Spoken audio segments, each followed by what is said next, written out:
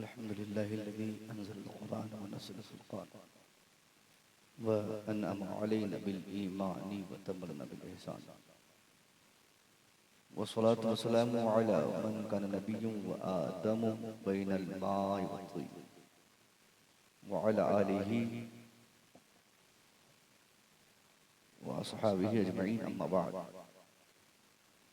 फ़अऊज़ु बिल्लाहि मिनश शैतानिर रजीम बिस्मिल्लाहिर रहमानिर रहीम सुम्मा ला तुसअलूना यौमइज़िन अनिन नईम सदक़ल्लाहुल अज़ीम। दुरूद शरीफ पढ़ें। अल्लाहुम्मा सल्लि अला सय्यिदना शफ़ीना नबीना मुहम्मदिन बारिक वसल्लिम सल्लल्लाहु अलैहि वसल्लम या रसूलल्लाह सल्लल्लाहु अलैहि वसल्लम।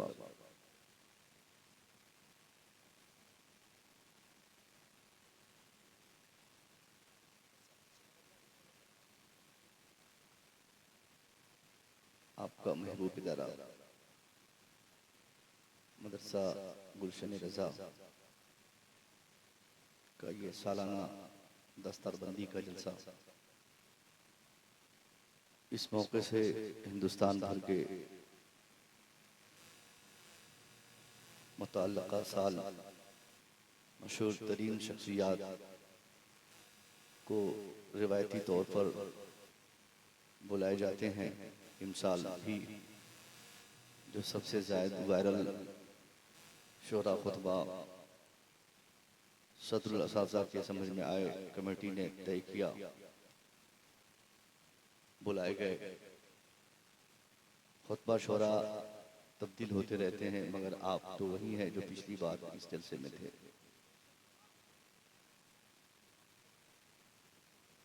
मदरसे के नाम पर जलसा हो तो ऐसे जलसे में खिताब का रंग रोगन लहजा बड़ी जिम्मेदारी के साथ सामीन के सामने एक जिम्मेदार खतीब को रखना होता है। मेरे सामने हालांकि बहुत बड़ी तादाद तो नहीं है, मगर जितने आप लोग बैठे हैं इस एहसास के साथ बैठे हैं कि मुझे खतीब के खिताब से कुछ हासिल करना है। उस्तादुल शोरा नक़ीब हिंदुस्तान चूँकि हमारे बहुत पहले से ही शनाशा खैर खा और हमारे रहबर हैं, यहाँ आने के बाद जब मैं नक़ीब के हवाले से पूछा, इश्तिहार चूँकि इश्तिहारात जब फेसबुक और व्हाट्सएप के ज़रिए हम लोगों तक पहुँचते हैं तो हर खतीब और शायर सबसे पहले अपना ही नाम देखता है। अपना नाम ठीक ठाक हो जाए उसके बाद दूसरे अस्मा पर उनकी निगाह पड़ती ही नहीं है। ऐसे ही मैंने भी किया था, तो यहाँ मालूम पड़ा कि मुझे कि हशमत भाई भी यहाँ पे आए हुए हैं। बड़ी खुशी हुई। जो फैक्ट है तो बोलने में क्या दिक्कत है, और फितरत का तकाजा भी है, हर आदमी को सबसे पहले अपना नाम तलाशना ही चाहिए। वो ठीक है तो सब ठीक है, आप ठीक हैं तो सब ठीक है। अलकाबात, खिताबात, स्टाइल, जगह और सब चीज़ ठीक ठाक हो उसके बाद ओके लोग कर देते हैं। तो वैसे मैंने भी किया। अख्तर काशिफ साहब परसों मेरे इलाके में थे, कटिहार में, कल शायद कहीं गए। मैं रायपुर से यहाँ आया। शम तबरेज़ ग्रेडी साहब उम्दा तरन्नुम के मालिक, बड़े मुखलिस, उन्होंने भी बड़ा अच्छा कलाम पेश किया। मेरे बाद भी कई तकारीर और नातखानी के मरहले होंगे। मेरे पास तमहीदी गुफ्तगू के लिए वक्त इसलिए कम है कि इन दिनों एक वायरल डिसीज़ बीमारी जो आई है डायबिटीज़ की, उसके चपेट में मैं अभी हालिया दिनों में मैं आया हूँ। बहुत ज़्यादा देर तक अब खिताब नहीं कर पाता, बदन में कंपन आने लगती है। दुआ फरमाएं कि अल्लाह इस मर्ज से मुझे और आप सबको राहत नसीब फरमाए। मैं कल कई हफ्ते के बाद अनाज खाया था। कई हफ्ते के बाद डॉक्टर ने मुझे मशवरा दिया है कि आप जो काम कर रहे हैं करते रहें, 2-4 महीने आप फल फ्रूट्स और सब्जी वगैरह, घास पत्ते वगैरह खाते रहें। ज़िंदगी जीने के लिए ये काफ़ी है। 2-3 महीने के बाद फिर जब आप नॉर्मल हो जाएंगे फिर आप अपना खाइएगा। डॉक्टर साहब ने पूछा कि आप क्या करते हैं? मैंने कहा मैं जलसा करता हूँ। उसने कहा इसलिए ऐसा हुआ है क्योंकि आप अपने कोटे का सब कुछ पहले ही खा लिए हैं, इसलिए अब आपको रुकना पड़ेगा, कुछ दिन उसको रेस्ट देना होगा। तो इसलिए मैं चाहूँगा कि बगैर किसी तमहीद के आप तक पहुँचकर एक नफीस गुफ्तगू आपके सामने लाकर नतीजा निकालकर यहाँ से रुखसत हो जाऊँ। हमारे सारे उलमा किराम, यहाँ के मस्जिद के इमाम साहब, यहाँ के तमाम असाज़ा आपके जामिया के सब लोग तशरीफ़ फरमा है, इनकी मौजूदगी है। इन लोगों को देखते हुए अगर मुझसे आप तकरीर सुनेंगे तो 4 जुमले अगर आपके दिल को छू जाएंगे, उस पर अगर आप अमल करेंगे तो यकीनन आप और हम सब कामयाब हो जाएंगे। जलसा चाहे छोटा हो या बड़ा, हर जलसे से या जलसे के बाहर या जलसे से पहले हम मुसलमानों को हमेशा सेल्फ अकाउंटेबिलिटी की ज़रूरत है, खुद के मुहासबे की, खुद के पहचान की, अपने को झांकने की ज़रूरत है कि आज की हैसियत हमारी पहले की हैसियत क्या थी, आज क्या है, आने वाले अय्याम हमारे कैसे होंगे। दुनिया के शाना बशाना होकर चलने वाले लोग हमेशा जब कोई अपने मद्दे मुकाबिल में किसी को लाता है और किसी से मुकाबला करना चाहता है, तो जिनसे मुकाबला रहता है उनसे, उनके हवाले से वो सारी चीज़ों की खबर रखता है कि हमारा मुकाबला जिनसे है उनके अंदर कौन सी क्वालिटी है, उनको पछाड़ना कैसे है, वो किस कुश्ती बाज से उन्होंने कुश्ती सीखी, कैसे पछाड़ेंगे, कौन सा हरबा उनका मशहूर ज़माना है। इन सारी चीज़ों को ज़हन और दिमाग में 24 घंटा वो कुश्तीबाज रखता है जो उनसे मुकाबला करना चाहता है। आज की तारीख में हमारा मुकाबला यकीनन किसी से तो है नहीं, मगर दुनिया की सारी अक़वाम हमारे मुकाबले में है। सारी दुनिया में आज तक जितनी तहरीकात बनी, सारी तहरीक, सारी तंजीमें, हर फर्द की कोशिशें सिर्फ और सिर्फ हमारे वजूद के खात्मे के लिए हुई है। हम मुसलमानों को अगर ऐसी परिस्थिति में किसी के मुकाबले में अपने आप को उतारना है तो सबसे पहले मद्दे मुकाबिल को जांचना होगा और उनके मुकाबले में हमारी क्या सूरत हाल है इस वक्त, इस पर हमें तवज्जो देनी होगी। सिर्फ रामलीला मैदान भरने से, नारा लगाने से, वो कॉलोनी भरने से और एहतजाज और प्रोटेस्ट करने से ये कुछ नहीं होता। मुकाबला करने के लिए मध्य मुकाबिल की क्वालिटीज से बढ़कर अपने अंदर क्वालिटी लानी पड़ती है। 2-4 हरबे ज्यादा उनसे सीखने पड़ते हैं, कैसे पछाड़ा जाएगा, कैसे पकड़ा जाएगा, कैसे अपनी गिरफ्त में सामने वाले को लिया जाएगा। अगर आपको इसका इल्म नहीं है तो आपके लिए जरूरी है कि अपने घर में बोरिया बिस्तर बांध के वहीं बैठे रहिए, बिस्तर बिछा के उसी पे लेटे रहिए। आपको बाहर निकल के मुकाबले में उतरने की कोई जरूरत नहीं है। मगर जमाना और इस जमाने का मुतालबा यह है कि हमें बाहर आना होगा। जब हमें बाहर आना, चूंकि अपने तहफ़्फ़ुज़ के लिए हमें आवाज भी बुलंद करनी है, अपने तहफ़्फ़ुज़ के लिए हमें कुश्ती भी लड़नी है, अपने तहफ़्फ़ुज़ के लिए हमें अपने दुश्मनों से मुकाबला करना है। तो जब हमें दुश्मनों से मुकाबला करना है तो हर हाल में हमें यह जानना होगा कि आज दुश्मनों में कौन सी वो क्वालिटी है जिसकी बुनियाद पर वो आज दुनिया में सबसे ज्यादा ताकतवर कौम हमारे दुश्मन बन चुके हैं। हमारे दुश्मनों में वो कौन सी ऐसी खूबी, वो अच्छाई, वो कौन सा हुनर, वो कौन सी क्वालिटी, उनका किरदार कैसा रोशन, जिसकी बुनियाद पर आज हिंदुस्तान जैसी मुकद्दस धरती की सबसे बड़ी और जिम्मेदार कुर्सी पर उनका कब्जा है। ये सोच पर जब हम निकलते हैं तो हमें ये नतीजा सामने देखने को मिलता है कि साहब जिनसे हमारा मुकाबला है उनसे हर मामले में हम कोसों दूर है। वो हमसे एजुकेशन में अच्छे हैं, वो हमसे ज्यादा फिक्र में अच्छे हैं, वो हमसे ज्यादा एक्टिव है, वो हमसे ज्यादा मुनज़्ज़म है, वो हमसे ज्यादा मुत्तहिद हैं, वो हमसे ज्यादा कारगर हैं, वो हमसे ज्यादा हर काम में आगे हैं। जाहिर है साहब, जब हम उनसे तालीम में पीछे, हम उनसे इत्तिहाद में पीछे, हम उनसे हुनर में पीछे, हम उनसे एक्टिवेशन में पीछे, तो मुकाबला कतन मुनासिब नहीं कि हम उनके मुकाबले में अपने आप को लाए।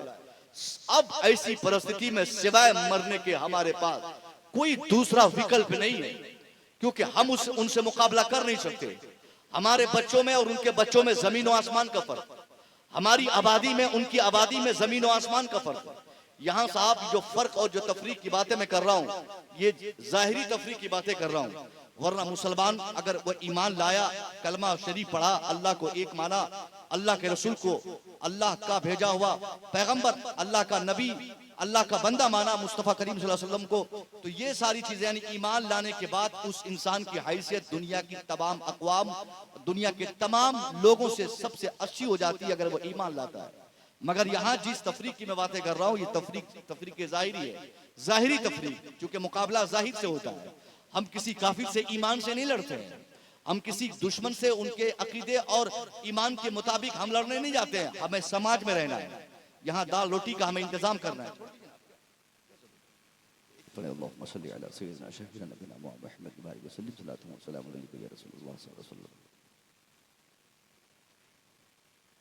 तो जब हम दुश्मनों को चेक करते हैं कि हम उनके मुकाबले में जब उतरेंगे तो उनके अंदर क्या क्वालिटी है, तो आज की तारीख में तरक्की के दृष्टिकोण से, तरक्की के नजरिए से जब अक़वाम आलम को हम जांचते हैं कि कौन सी कौम तरक्की की, कौन कर रही है, कौन तरक्की करना चाहती है, तरक्की का मेयार क्या है, तरक्की के रास्ते क्या है, तरक्की का शाहरा क्या है, तरक्की के लवाजिमात क्या है, तरक्की करने के लिए किन चीजों पर अमल करना जरूरी है, एक कठिन परिश्रम और एक मुश्किल तरीन मुताले के बाद चंद निकात हमारे सामने आते हैं तरक्की के।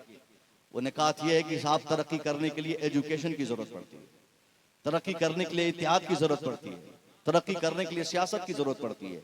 ये 3 स्टेप्स हैं। अगर तरक्की चाहिए तो सियासी तौर पर हमें मजबूत होना होगा, तरक्की चाहिए तो हमें मुत्तहिद होना होगा, तरक्की चाहिए तो हमें तालीम लानी होगी।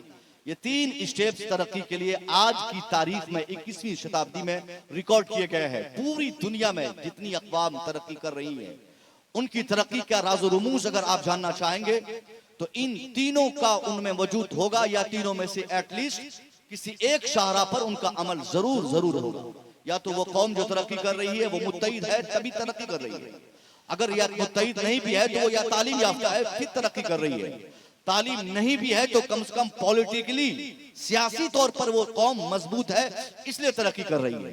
अब अगर हमें बात समझ में आ गई कि तरक्की के लिए कम से कम इन 3 चीजों का होना आज के समाज में जरूरी है, सियासत का, इत्तेहाद का, तालीम का, इन तीनों में से हम अपने को चेक करें कि हमारे अंदर वो कौन सी खूबी, वो कौन सी क्वालिटी इन तीनों में से है। क्या तीनों हमारे अंदर है या तीनों में से कोई एक रास्ता है जिस पर हम अमल करते हैं?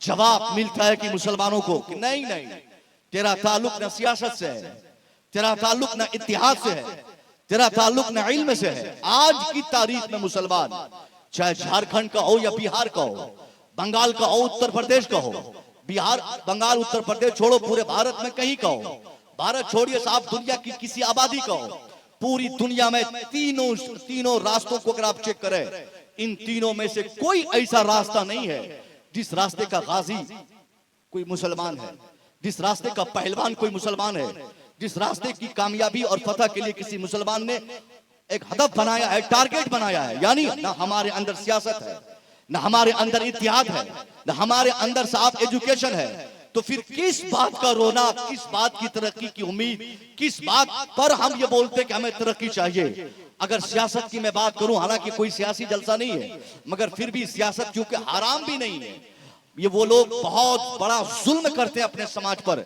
जो जलसा कराते हैं, 5 लाख खर्च करते हैं और 2 लाइन नोट लिख देते हैं कि इस जलसे को सियासत हाजरा से कोई ताल्लुक नहीं। पता नहीं कौन किसने कहां से सिखाया उनको और कहां से वो लोग सीख लेते और क्या फायदा उनको ये 2 जुमला लिखने से है, कहां से पैसे मिलते हैं और कौन सा बड़ा तीर मारना चाहते हैं एक लाइन लिखकर कि इस जलसे को सियासत से कोई ताल्लुक नहीं। क्या मतलब है साहब, क्या कहना चाहते हैं?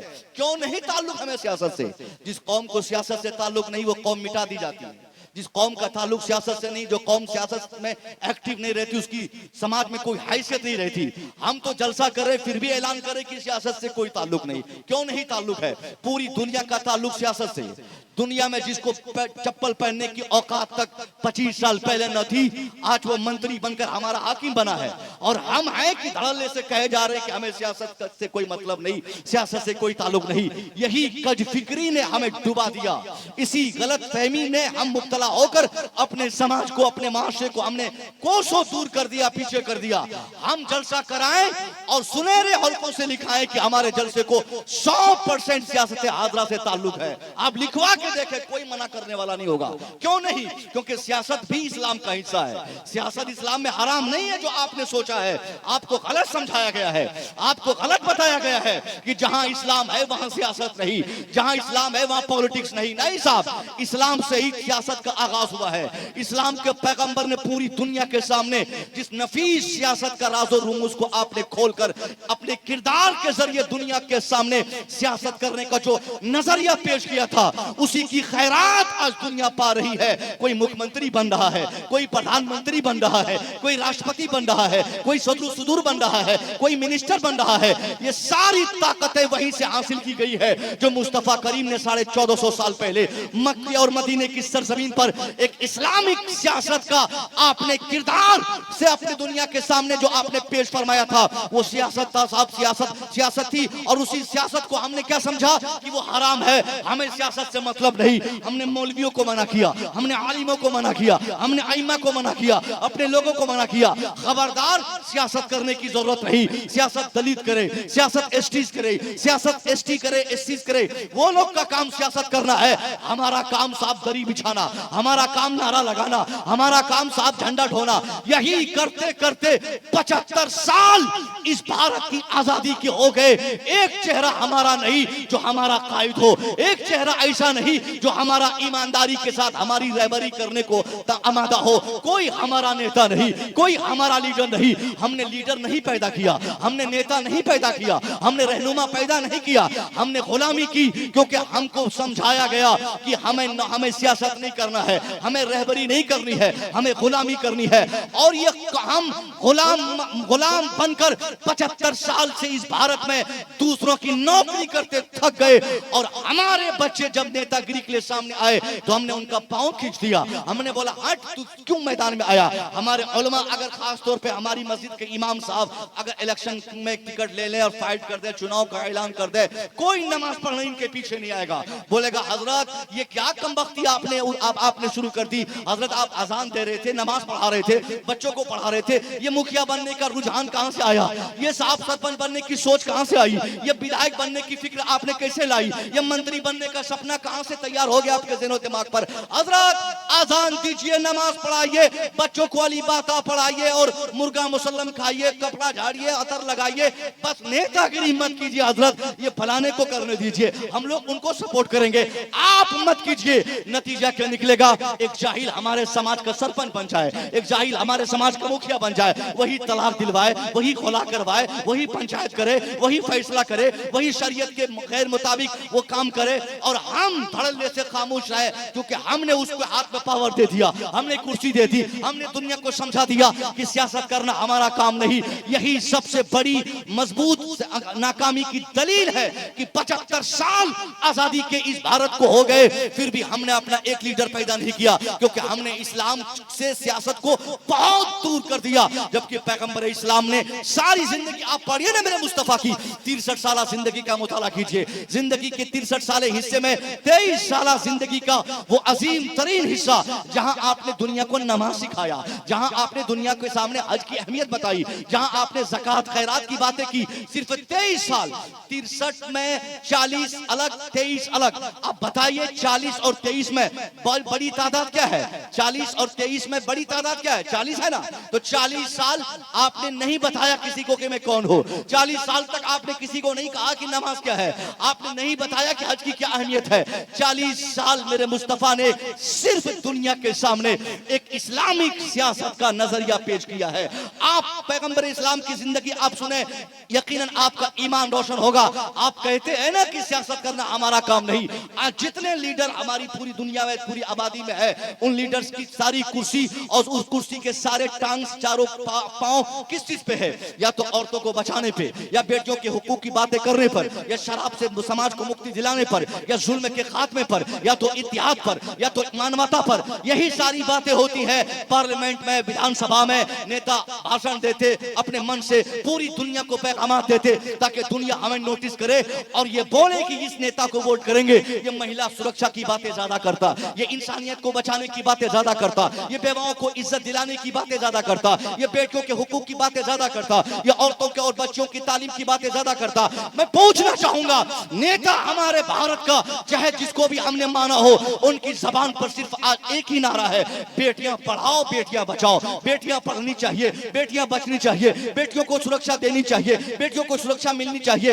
बस यही 4-5 नारे हैं जिसके तनाजुर में आज पूरी सियासत हमारे हिंदुस्तान की चल रही है। मैं पूछना चाहूंगा, आपने भी सुना होगा, हर चुनाव में सुना होगा, बड़ी बड़ी बातें होती, आखिर में नेता यही बोलता कि मैं सुकन्या कन्या योजना लाऊंगा, मैं बेटियों को साइकिल दूंगा, मैं बेटी पैदा करने वाले को इनामात दूंगा, मैं बच्चों के तहफ्फुज़ के काम करने वालों को सुरक्षा दूंगा। ये सारी बातें होती है, मगर हम बोलते क्या है कि देखो नेता ने बेटी बचाया, नेता ने बेटी पढ़ाया, नेता ने बेटियों को सुरक्षा दिया। मगर पैगंबर इस्लाम की जिंदगी हमें समझ में नहीं आती, जबकि सच्चाई यही है कि 40 साल मुस्तफा की जिंदगी के वो स्टार्टिंग पॉइंट्स जब आपने किसी को बताया तक नहीं था कि मैं कौन हूं, मेरी बेइज्जत का मकसद क्या है, मेरी आमद का मकसद क्या है, मैं यहाँ क्यों भेजा गया हूँ। उस 40 साल जिंदगी में मेरे मुस्तफा ने यही सारा पैगामात तो आपने दुनिया के सामने नज़र फरमाया। कभी आपने बेटियों को बचाने की बातें की, कभी बहनों के हुकूक की बातें की, कभी औरतों को सुरक्षा दिलाने की बातें की, कभी बेटियों को इज्जत के मिंबर पे चढ़ाने की बातें की। मुस्तफा करीम की जिंदगी पढ़ेंगे तो आपको पता चलेगा जिस हैसियत और किरदार का आपने मुजाहरा औरतों को बचाने के लिए किया था, पूरी दुनिया में आज तक मेरे मुस्तफा के सिवा औरतों को बचाने का उतना मजबूत रास्ता किसी ने हमवार नहीं किया जिस तरीके से मेरे मुस्तफा ने हमवार किया है। 25 साल जिंदगी थी मेरे नबी की। 25 साल जिंदगी साहब ये कमजोर जिंदगी का हिस्सा नहीं है। 25 साल में आदमी सबसे ज्यादा हैंडसम दिखता है। लड़का आपका हमारा किसी का भी हो, काला हो, नाक फैला हो, दांत टूटा हो, आंख नहीं हो, अंधा हो, बहरा हो, लंगड़ा हो, लूला हो, 25 साल की उम्र में उसके चेहरे पर ब्लड सर्कुलेशन आम अय्याम में उम्र के हिसाब से 25 साल में ज्यादा रहते हैं। 25 साल में हसास बशास दिखता है, चेहरे पे ब्लड प्रेशर ज्यादा रहता है, चेहरे पे खून की रवानगी उम्र के दूसरे हिस्सों के मुकाबले में 25 साल उम्र में ज्यादा प्रेशर ब्लड के रहते हैं। इसलिए 25 साल में काला लड़का भी हैंडसम दिखता है, नाक फैला भी अच्छा दिखता है, दांत निकला भी बेस्ट दिखता है। अब वो दांत निकला, नाक फैला, काला, कलौटा, बौना, लंबा, मोटा, तगड़ा चाहे जो हो, उसको आप समझाइए, बोलिए कि बाबू इधर आ जा, शादी करना चाहता, बोलेगा हाँ हजरत क्यों नहीं करूंगा, 25 साल की मेरी उम्र हो चली। उनको आप मशवरा दे दे कि बाबू शादी करोगे, मैंने एक कन्या तेरे लिए देखी है, मैंने अपने मेरे मोहल्ले की एक खातून है जो विधवा है, करेगा शादी, अगर तू शादी करेगा तो अल्लाह तुझे मरने के बाद जन्नत देगा, सवाब मिलेगा, ये होगा वो होगा, इनामात मिलेंगे, अल्लाह खुश होगा। जैसे ये 2-4 खूबसूरत जन्नती जुमले आपके वो बच्चे सुनेंगे, नाक फैला लड़का हमारा सुनेगा, फौरन उसका रद्द अमल सबसे पहला यही होगा, मौलवी साहब आप अपना मशवरा अपनी पॉकेट में रखिए, ये 25 साल में किसी बेवा से शादी करके मैं अपनी 25 साल जिंदगी तबाह करूंगा क्या? मुझे नहीं, मुझे पसंद की लड़की चाहिए, मुझे कॉलेज के एक फ्रेंड मुझे पसंद है वो मुझे चाहिए, मुझे फलाने महल्ले में एक लड़की मैंने देखा है वो मुझे चाहिए, यानी मैं मेरी सपनों की जो शहजादी है मैं उससे शादी करूंगा, मैं किसी बेवा से शादी नहीं कर सकता। हजरत ये गलत मशवरा मुझे मत दीजिए। ये रद्द अमल हमारे समाज के हमारे बच्चों का 25 साल की उम्र में रहता है कि मैं शादी करूंगा अपनी मर्जी से, शादी करूंगा खूबसूरत लड़की से, शादी करूंगा साहब बैचलर से, शादी करूंगा तो पसंद करके शादी करूंगा। मगर इस्लाम के पैगंबर की जिंदगी जब हम पढ़ते हैं हमें पता चलता है 25 साल जिंदगी में, 25 साल उम्र शरीफ में मेरे मुस्तफा हालांकि खूबसूरती की जगह अगर बात आती है तो मेरे नबी इस कदर खूबसूरत थे कि आपकी खूबसूरती का तस्करा करते हुए खुद मौला अली जो हकीमों के हकीम थे, जो तबीबों के तबीब थे, जो रफीकों के रफीक थे, जो पढ़े लिखों के पढ़े लिखे थे, जानकारों के जानकार थे, आलिमों के आलिम थे, वो इतने बड़े आलिम कि मुस्तफा करीम खुद उनके इल्म के एतराफ में एक जमाने में आपने फरमाया था, अनाम मदीनतुल इल्म व अलीयुन बाबुहा, I am the city of knowledge and Ali is the door of it. मैं इल्म का शहर हूँ और अली उस शहर इल्म का दरवाजा है। मेरे मुस्तफा के बारे में वो पढ़े लिखे मौला अली कहते हैं, ये दुनिया वालों तुम मेरे नबी की खूबसूरती की बातें करते हो, अरे मैंने 40 साल की उम्र के बाद अपने नबी को जब गौर से चलते हुए देखा तो आप जिस रास्ते से चलते उस रास्ते की सारी चीजों की तस्वीर आपके चेहरे पे आ जाती। आपका चेहरा इतना चमकता कि आप जिस दरख्त के सामने से गुजर जाते उस दरख्त का रिफ्लेक्शन आपके चेहरे पे नुमाया हो जाता। आप जिस घर से गुजर जाते उस घर का अक्स आपके चेहरे पे दिखाई देता। यानी 40 साल की उम्र में मेरे नबी जब इस कदर खूबसूरत थे तो आप अंदाजा फरमाइए कि 25 साल में वो मुस्तफा कैसे खूबसूरत रहे होंगे, कितनी खूबसूरती उनकी रही होगी चेहरे पर। उस 25 साल उम्र शरीफ में 40 साल की एक बार की विधवा नहीं बल्कि 2 टाइम्स विधवा, डबल बार की विधवा हजरत सैयदा खदीजा से निकाह करके आपने वहीं से सबसे पहले बेवाओं को बचाने का अभियान शुरू करवा दिया था।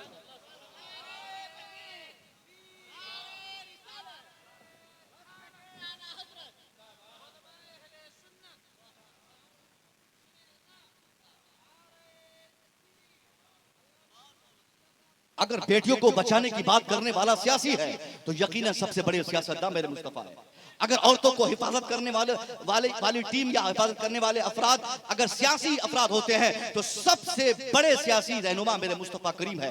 अगर इंसानियत को बचाने की बातें करने वाले को हम सियासी रहनुमा समझते हैं तो मेरे मुस्तफा से बढ़कर दुनिया में इंसानियत के तहफ़्फ़ुज़ के लिए किसी ने न काम किया न किसी ने आवाज़ उठाई। इसलिए मेरे मुस्तफा के मानने वालों का हक बनता है कि वो भी हर समाज में वो सियासत पर नजर रखे, गहरी नजर रखे, खुद सियासत करे, सियासत को संजीदगी से ले। यही उनकी कामयाबी की सबसे बड़ी और सबसे पहली सीढ़ी मानी जाएगी। कभी आप ये ना कहें, कभी नहीं, कि जलसा में सियासत से कोई ताल्लुक नहीं। इसमें लिखा है कि नहीं? नहीं है ना? बच गए आप लोग। मैं तो बोलता फिर अभी क्यों भाई लिखते हैं ना लोग। जलसे हाजा को सियासत हाजरा से वो तो रटा पटा जुमला रहता है, लिख देता है, उसको खुद नहीं मालूम होता हम क्या लिखने जा रहे हैं। किसी बगल वाले ने लिखा तो हम भी लिखे, उसने लिखा तो हम भी लिखे, वरना पुलिस पकड़ लेगी। अरे क्या पकड़ेगी भाई साहब? एक मेला लगा हुआ है ना इलाहाबाद में, हालांकि वो धर्म की बात है, किसी के अकीदे की बात है, किसी के उनकी एक अलग मोहब्बत है, लोग जाते हैं वहां पे, जाएं, हम नहीं रोकते, मगर वो वहां जा रहे हैं लेकिन फिर भी लोग सियासत कर रहे हैं कि नहीं कर रहे हैं? लोग उस पर सियासत कर रहे हैं। तो लोग मेला लगाए तो सियासत कर रहे हैं, लोग जल चढ़ाने जाए तो सियासत कर रहे हैं, और हम हैं कि हम हर जगह बोले कि हमको नहीं करना है। ये हमारी नाकामी की सबसे पहली सीढ़ी है। आप हमेशा एक्टिव रहें इस मामले में। दूसरी बात इत्तेहाद की मैं करता हूँ।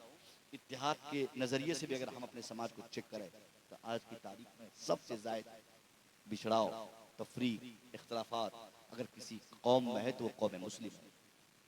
10 साल पहले तक तो मामला कुछ हद तक ठीक थे कि सूबा, इलाके, जबान, भाषा, रंग के नाम पर हम मुख्तलिफ थे, मगर बीते 10 सालों में इख्तलाफात की एक जो नई सूरत मैंने अशरफिया में इस बार कहा था कि हम लोगों ने जो महसूस किया है एक नई सूरत जो इख्तलाफात की हमने जो कायम की है। अब हमारे यहाँ इलाके के नाम पर इख्तलाफात नहीं है, जबान के नाम पर इख्तलाफात नहीं है, जमाना लग गया। अब हमारे यहाँ पीर के नाम पर इख्तलाफ, हमारे यहाँ मदरसे के नाम पे इख्तलाफ, हमारे यहाँ मस्जिद के नाम पे इख्तलाफ, हमारे यहाँ मदरसों के नाम पे इख्तलाफात, हमारे यहाँ की तफरीक अब खानकाहों के नाम पे है। उनका पीर वो है तो वो हमारा आदमी नहीं है, हमारा पीर वो है तो वो हमारा आदमी नहीं है। यानी हमने खानकाहों के नाम पर जो तफरीक की एक नई सूरत ये लेटेस्ट दुनिया में हमने जो कायम की है। हमारी कमजोरी सबसे बड़ी यही हो गई कि 57 ममालिक में 150 करोड़ की तादाद में रहने के बाद भी सबसे ज्यादा अगर खानकाही एतबार से अगर कोई मुख्तसर कौम है तो सिर्फ हम और आप। यहाँ रज़वी भी है, यहाँ अशरफी भी है, यहाँ नक्शबंदी भी है, यहाँ बरकाती भी हो सकते हैं, और भी पीर साहब के मानने वाले होंगे, तेगी भी है। तो अगर हम तेगी को अपना मुखालिफ समझेंगे, तेगी हमें अपना मुखालिफ समझेंगे, कादरी अशरफी को अपना मुखालिफ समझेंगे तो साहब सब तो बढ़ गए। 5 तेगी, 5 अशरफी, 5 रजवी, तो 5-5 आप अलग अलग हो गए। आप थे 20 और 4 हिस्सों में बढ़ गए, 5-5 हो गए। फिर आपके अंदर इत्तेहाद नहीं, तो आप बढ़ते रहिए, मरते रहिए, लात खाते रहिए। किसने आपको बढ़ने का दिया? इसलिए आप ये दूसरा वाला काम मुत्तहिद होने का सबसे ज्यादा, मैं इख्तिसार के साथ अपनी जो बात कहना चाह रहा हूँ मैं वहां तक पहुंचने की कोशिश करूंगा। ये इत्तिहाद सबसे ज्यादा जरूरी है। आप फिक्री मुत्तहिद हो जाए। किसी भी खानका में किसी भी पीर की आपने दामन पकड़े हो, कोई एतराज नहीं। सब रजवी हो जाए हम खुश हैं, सब अशरफी हो जाए अच्छी बात है, सब बरकाती हो जाए कोई दिक्कत नहीं है। अगर इतिहाद चाहिए तो एक नया शोशा में दे रहा हूँ इतिहाद के लिए। आप अशरफी हो, आपकी अशरफियत आपको मुबारक हो। आप तेगी हो, आपकी तेगियत आपके लिए मुबारक हो। आपकी खुशी उसी में हो, सब लोग तेगी हो जाए। मगर अगर मुत्तहिद होना चाहते हैं, ये खानकाही सोच को अलग करके इत्तिहाद की एक सूरत निकाल कर, चाहे जिस सिलसिले के आप मानने वाले हो, सिर्फ ये चेक करें कि वो हमारे मसलक के मानने वाले हैं या नहीं। अगर वो मसलक के आला हजरत के चाहने और मानने वाले हैं तो वो हमारे भाई हैं, चाहे उनकी खानका जो भी हो। जिस खानका के जिस पीर का भी उन्होंने दामन पकड़ा हो, अगर मसलक के आला हजरत का दामन उनके हाथ में है, वो तेगी है तो वो हमारा भाई है, अशरफी है तो वो हमारा भाई है। और अगर मसलक के आला हजरत ही उनके हाथ में नहीं है, वो मसलक के आला हजरत का दामन ही उसने नहीं पकड़ा है, अगर वो रजवी भी है और इलाहाबाद में भी रहता है तरावा में, फिर भी वो हमारा आदमी नहीं है। हमने सरावा के कई खतीबों के नाम पढ़े, उसमें कई खुतबा के नाम पढ़ने के बाद किसी में रजा, किसी में रजवी। तो रजवी, रजा, कादरी, अशरफी ये कोई बहुत बड़ा टाइटल नहीं है। हमारे लिए सबसे बड़ी चीज़ ये है कि मसलक आला हज़रत के मानने वाले, मसलक आला हज़रत के मानने वाला होगा वो किसी भी हद तक दूसरों से बेहतर होगा अकीदे के मामले में। तो ये इत्तिहाद की एक नई सूरत। आप मसलक आला हज़रत पे चले, इंशाअल्लाह खानकाही तफरीक का जो मिजाज हमने पाला है, इससे बहुत हद तक हम कामयाब रहेंगे और एक होकर दुनिया के मुकाबले में हम अपने आप को लाएंगे। तीसरी चीज एजुकेशन, तालीम की अगर मैं बात करूं तो तालीम की गिरावट आज की तारीख में मुस्लिम उम्मा में सबसे ज्यादा है। उनके बच्चे जिनकी औकत समाज में 20-25 साल पहले झाड़ू लगाने की थी, आज उनकी ऑफिस में हमारे बच्चों की औकत झाड़ू लगाने की नहीं है। समझे? आप जिनसे मुकाबला करना चाहते हैं, आपकी लड़ाई जिनसे है ना, वो जहां काम कर रहे हैं, वो जहां कलम चला रहे हैं, वहां आपके बच्चों की हैसियत पानी ढोने की भी नहीं है, आपके बच्चों की हैसियत झाड़ू लगाने की भी नहीं है। कैसे मुकाबला कीजिएगा? उनका बेटा ऑफिसर है, उनका बेटा एडवोकेट है, उनका बेटा आईएएस है, उनका बेटा आईपीएस है, उनका बेटा जज है, उनका बेटा ऑफिसर है, और आपका बेटा वहां पे चपरासी भी नहीं है।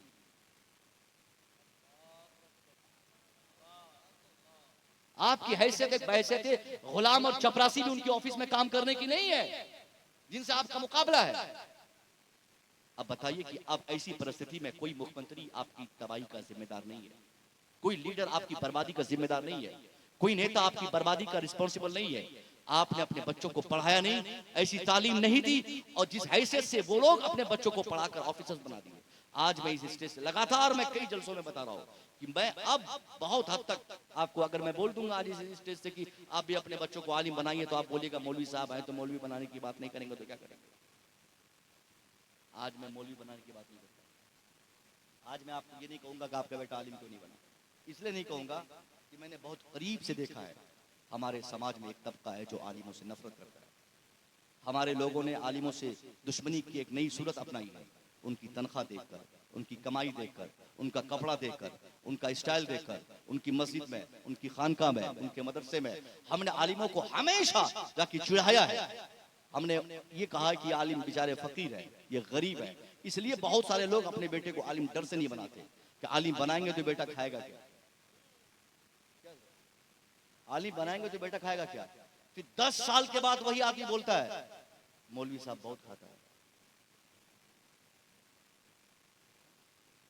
पहले बोलता कि मौलवी बनेगा बेटा तो खाएगा क्या, फिर बोलता कि ये मौलवी बहुत खाता है, इमाम साहब बहुत खाता है, उनका तोंद निकल गया, उनका पेट निकल गया। यानी अपने बेटे को बनाने की बात आए तो घबरा जाता है, और दूसरे मौलवी को देख के बोलता है कि बहुत खाता है।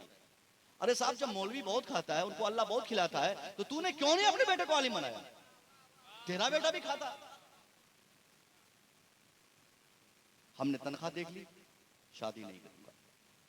एक फिक्र आई है, दाढ़ी टोपी कपड़ा जुब्बा देखकर अच्छे अच्छे घर से जब रिश्ते पहुंचते हैं, लड़की की माँ को खबर होती है कि लड़का मौलाना है, सबसे पहले लाल कलम लड़की की माँ चलाती है। दामाद हमें पसंद नहीं। क्यों? क्योंकि मौलवी है। इतना गिर के वो खातून हमारी माएँ बोलती है कि नहीं, हमें मौलवी दामाद नहीं चाहिए। 10 साल के बाद वही खातून अपने शौहर के साथ किसी मौलवी साहब को तलाशती है ताबीज मांगने के लिए, क्योंकि उनका दामाद शराब पी के घर छोड़ रहा होता है।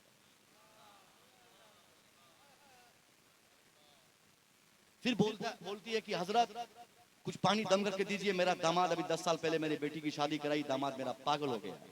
अरे पगली, तूने पागल दामाद का सिलेक्शन क्यों किया था? आलिम के रिश्ते गए तो दाढ़ी तुझे पसंद नहीं थी। आज जब तेरा दामाद तेरी बेटी को डेली शराब पी के आके पीटता है, फिर तेरे नशे उतरने लगे और फिर एहसास हुआ कि तूने बहुत बड़ी मिस्टेक किया। मैंने कहीं नहीं देखा कि किसी का दामाद आलिम हो और वो अपने आलिम दामाद को लेकर कभी वो टेंशनाइज्ड हुआ हो। जिसके दामाद आलिम होते हैं वो किस्मत वाले होते हैं। कोई जरूरत नहीं है टेंशन लेने की। आलिम के हवाले बेटी कर दीजिए। अगर आपकी बच्ची किसी आलिम के घर या आलिम की निगरानी में पलेंगी बढ़ेंगी तो यकीनन मैं दावे से कह सकता हूं, गलती अगर निकल जाए तो मुझे फोन करके बताइएगा, मौलाना जहां भी रहेंगे वो आपकी भी इज्जत करेंगे, आपकी बेटी की भी इज्जत करेंगे, वो अपने माँ बाप की भी इज्जत करेंगे। उनको बहुत ज्यादा पैसा नहीं चाहिए, उनके लिए प्रतिष्ठा, सम्मान, इज्जत की रोटी चाहिए। और जो लोग इज्जत की रोटी कमाते हैं उनको ही अपनी बेटी से ब्याह करवाइए। ये फिक्र आप लाइए, मगर ये लोग नहीं लाते। इसलिए आलिम आज समाज में धीरे धीरे घटता जा रहा है। गरीबों का बेटा आलिम बनेगा, मुफलिसों का बेटा आलिम बनेगा, फकीरों का बेटा आलिम बनेगा, किसान का बेटा हाफिज बनेगा। अरे साहब, किसान का बेटा आलिम हाफिज बनेगा तो अमीरों के बच्चे क्या बनेंगे? इस्लाम का पूरा ठेका इन गरीबों ने थोड़ी लिया है। इन गरीबों को सिर्फ जन्नत की हाजत थोड़ी है। अगर जन्नत गरीबों को चाहिए तो अमीरों को भी चाहिए। अगर दीन का काम हाफिज बनने से होता है, हाफिज अगर गरीबों ने बनाया है तो अमीर क्यों नहीं बनाते अपने बेटे को हाफिज? आप भी अपने बेटे को हाफिज कुरान बनाए। आप रिजल्ट देख लीजिएगा, आपका बेटा अगर हाफिज कुरान बनने के बाद अगर इंजीनियर बनेगा, दुनिया के दूसरे हाफिज और आलिमों से आपका बेटा अच्छा काम करेगा। ये बड़ा पैगाम है कि आप अगर अमीर हैं, अल्लाह ने अगर आपको पैसा दिया है तो सिर्फ मदरसे में 10-20 हजार चंदा देना आपकी जिम्मेदारी नहीं है। 5 बेटा है तो एक बेटे को कम से कम आलिम बनाकर अपनी जिम्मेदारी अदा कीजिए कि चलो भाई मेरा एक बेटा, क्योंकि अमीर का बेटा जब आलिम बनता है ना, करीब 50 लोग मिलकर आलिम बनने के बाद उतना काम करना चाहे नहीं कर पाते जितना कि अमीर का एक बेटा आलिम बनने के बाद करता है। गरीब आलिम की इज्जत नहीं होती है। गरीब हाफिज को आदमी हमेशा हड़काते रहता है। हजरत क्या ऐसा करते हैं? हजरत शराब पे नहीं बोल सकते, हजरत बेहयाई पे नहीं बोल सकते, हजरत सूद पे नहीं बोल सकते, हजरत इस टॉपिक पे नहीं बोल सकते। अब वो गरीब बेचारा, सारी क्वालिटी तबलीग की उनके अंदर मौजूद है, मगर गुर्बत की लानत ऐसी उनके साथ चिपकी रहती है जिसकी बुनियाद पर वो अपनी जबान को कंट्रोल में रखने में अपनी कामयाबी समझते हैं। वो जानते हैं कि अगर मैं ज्यादा बोलूंगा तो ये मस्जिद छिन जाएगी, ज्यादा बोलूंगा तो इमामत छिन जाएगी, ज्यादा बोलूंगा तो मुलाजमत खत्म हो जाएगी।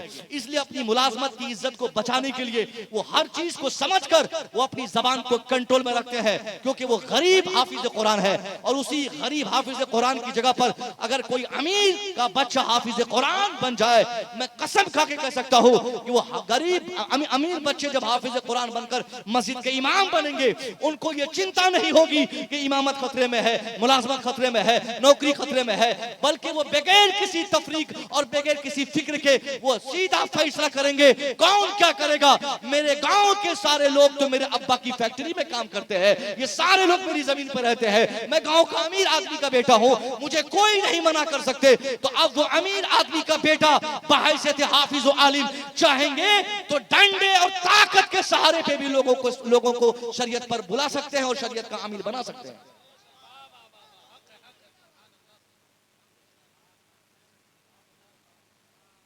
जानता हूं साहब, मैंने कई ऐसे आलिमों को देखा है जो बड़े घर के आलिम है ना, उनसे लोग डरते हैं। जैसे आपके यहाँ मुखिया, एक मुखिया गरीब बन जाए, गरीब आदमी मुखिया बन जाए, और कोई 10-20 बीघा जमीन का मालिक मुखिया में फाइट किए मुखिया में और वो हार जाए, तो ब्लॉक में जीता हुआ मुखिया बैठा ही रह जाता है और वो हारा हुआ दौलतमंद और रसूख वाले जो लोग होते हैं वो काम करा के निकल जाते हैं। दौलत और अफराद की ताकत इतनी बड़ी होती है ना कि लोगों के दिलों में उनका वर्चस्व रहता है, एक दबदबा, एक वहशत रहती है। अरे तो अमीर आदमी के बेटा है, फलाने बाबू का बेटा है, फलाने साहब का बेटा है। इसलिए अमीरों की जिम्मेदारी है कि वो भी अपने बच्चों को मदरसे में भेजें। अगर आप नहीं भेज पाए अभी तक तो कोई शिकायत नहीं। अब ईमानदारी से हमें बताइए, आपका बेटा आलिम नहीं बना, कोई कंप्लेंट नहीं। आपने बेटे को हाफिज नहीं बनाया, कोई शिकायत नहीं। क्यों नहीं बनाया? क्योंकि आलिम बनने में कमाई नहीं है। चलो मान गया आलिम बनने में नुकसान है, आलिम बनने में फायदा नहीं है, इसलिए आपने नहीं बनाया। किसी हद तक आप फायदा तलाश करें, आपका यह हक बनता है कि आप फायदे वाला काम करें। तो आप मुझे बताइए कि जिस मैदान को आपने फायदे का मैदान समझा, कामयाबी का मैदान समझा, आपने जिसे कामयाबी और सक्सेस का मैदान, जिस मैदान को समझा था, उस मैदान में आपके कितने बच्चे कूदे हुए हैं और कितने बच्चे उस मैदान को फतह किए, कितने आईएएस आपने पैदा किए। आलिम आपने नहीं पैदा किए, आपका बेटा आलिम नहीं बना, कोई शिकायत नहीं। तो आपको बताना होगा कि आपके कितने बच्चे आईएएस बने, आपके कितने बच्चे आईपीएस बने, आपके कितने बच्चे डीएम बने, आपके कितने बच्चे डॉक्टर बने, आपके कितने बच्चे प्रोफेसर बने, आपके कितने बच्चे आईएएस और इंजीनियर बने। जवाब आएगा नहीं नहीं। जितने आलिम बनने थे उतने बने और बाकी जो आलिम नहीं बन पाए वो सब जाहिल और मजदूर बन गए। एक तो आपने आलिम नहीं बनाया, चलो ठीक, नहीं बनाया। बाकी तो आपका बेटा को डॉक्टर होना था ना, इंजीनियर होना था ना, प्रोफेसर बनना था ना, क्यों नहीं बनाया? क्यों नहीं बना आपका बेटा? झारखंड एजुकेशन बोर्ड, क्या नाम है यहाँ का बोर्ड का?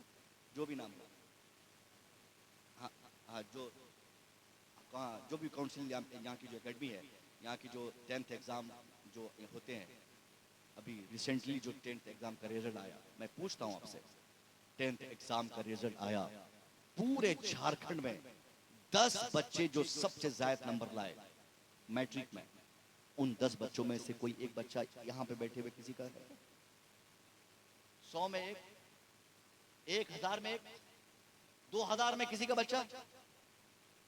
क्या कर रहे हैं? बगल वाले गांव का, अगल बगल के 10-20 गांव का? तो मैं पूछता हूं आपसे कि झारखंड में मैट्रिकुलेशन का एग्जाम हुआ, आपका बेटा मदरसे में नहीं पढ़ता, कोई बात नहीं, स्कूल में पढ़ता है ना, चलो ठीक है। अगर एक दो आया होगा तो वो क्या बोलते हैं, एक्सपेक्शन है, साजो नादीर है, लेकिन अक्सर की मैं अक्सरियत की बात करता हूं। 100 में हम नहीं, 200 में हम नहीं, 500 में हम नहीं। तो आप बताइए कि जब 500 कामयाब तरीन बच्चों में, पूरी रियासत में, पूरे सूबे में, पूरे राज्य में 500 बच्चों में हमारा बच्चा नहीं, तो हम कैसे कामयाब होंगे? क्या कर रहे हैं फिर हम?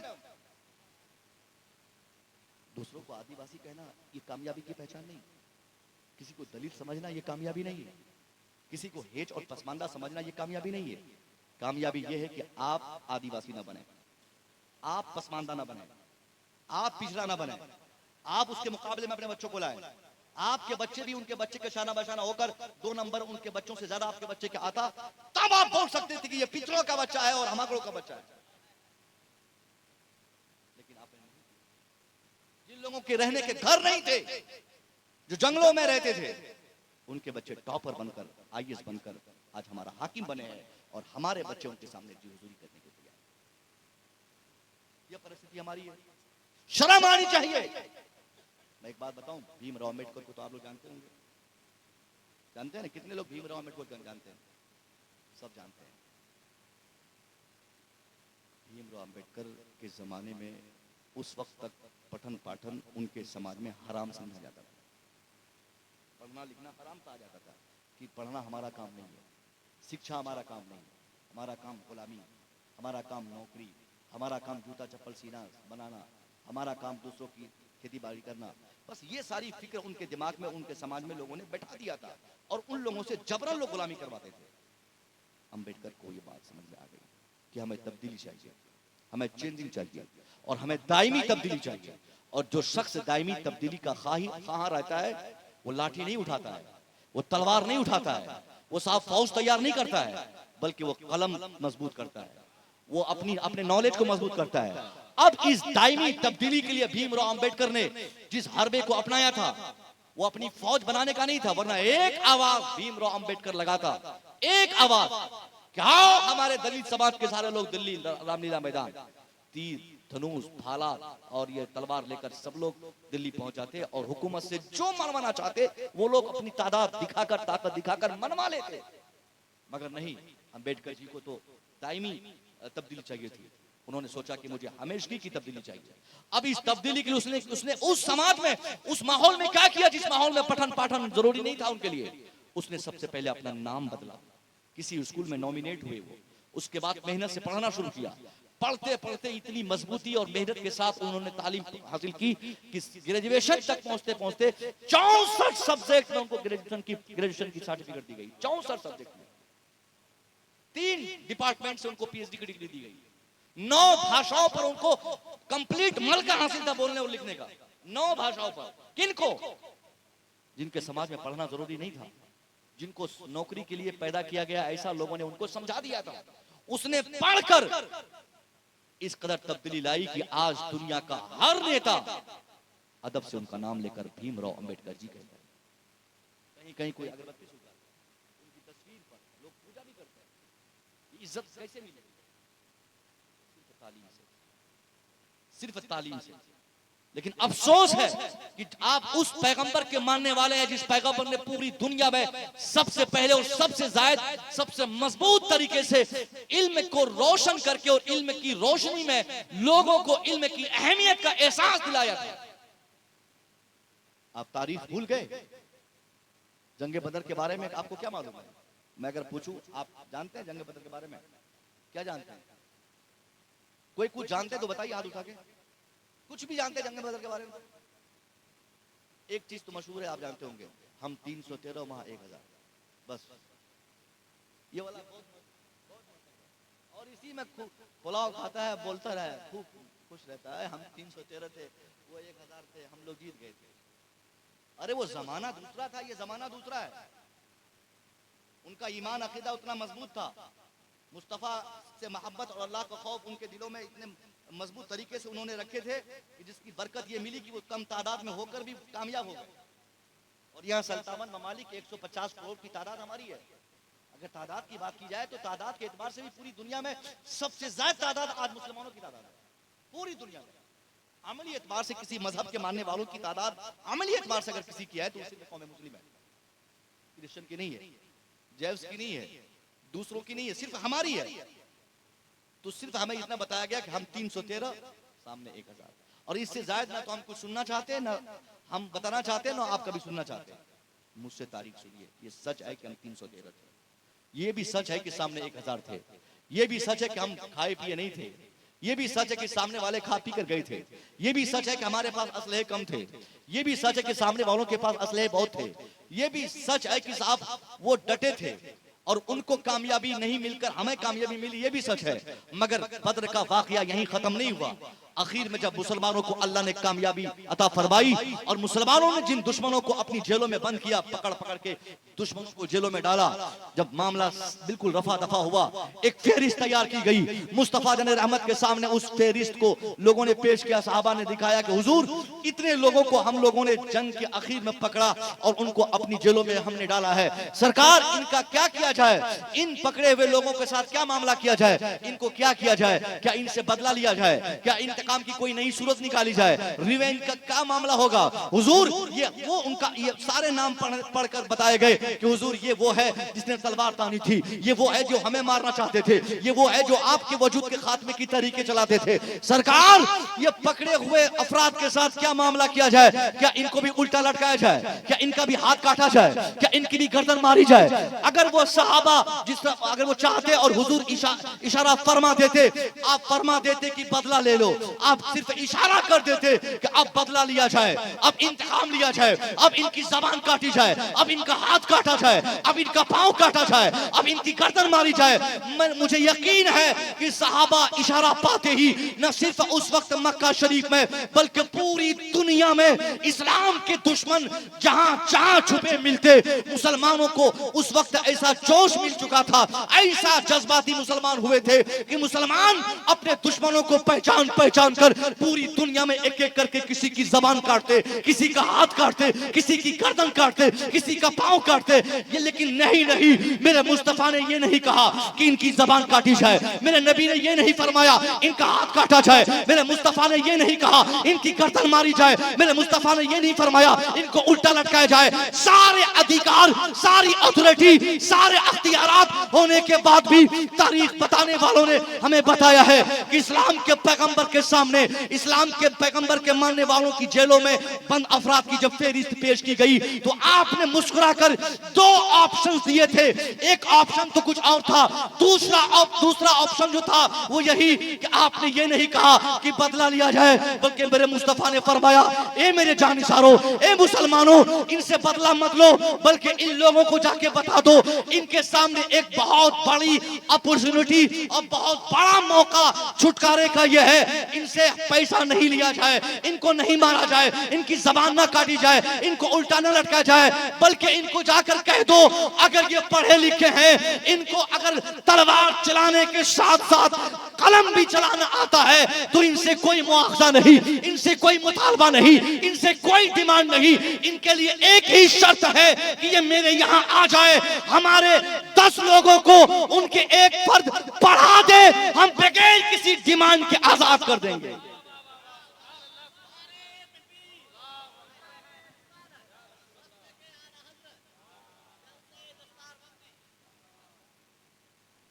बात समझ में आई? मेरे नबी ने क्या कहा? दुश्मनों से पढ़ने का जो रुझान आपने दिया था जंग बदर के मौके से, जिसे जंग तफरीक कहते हैं, वहीं से हक और बातिल की एक जबरदस्त तफरीक का एहसास लोगों के दिलों में हुआ था। उस मैदान में आप चाहते तो कोई दूसरा किरदार पेश करते, दूसरी तरह की बातें करते, दूसरी बात करते।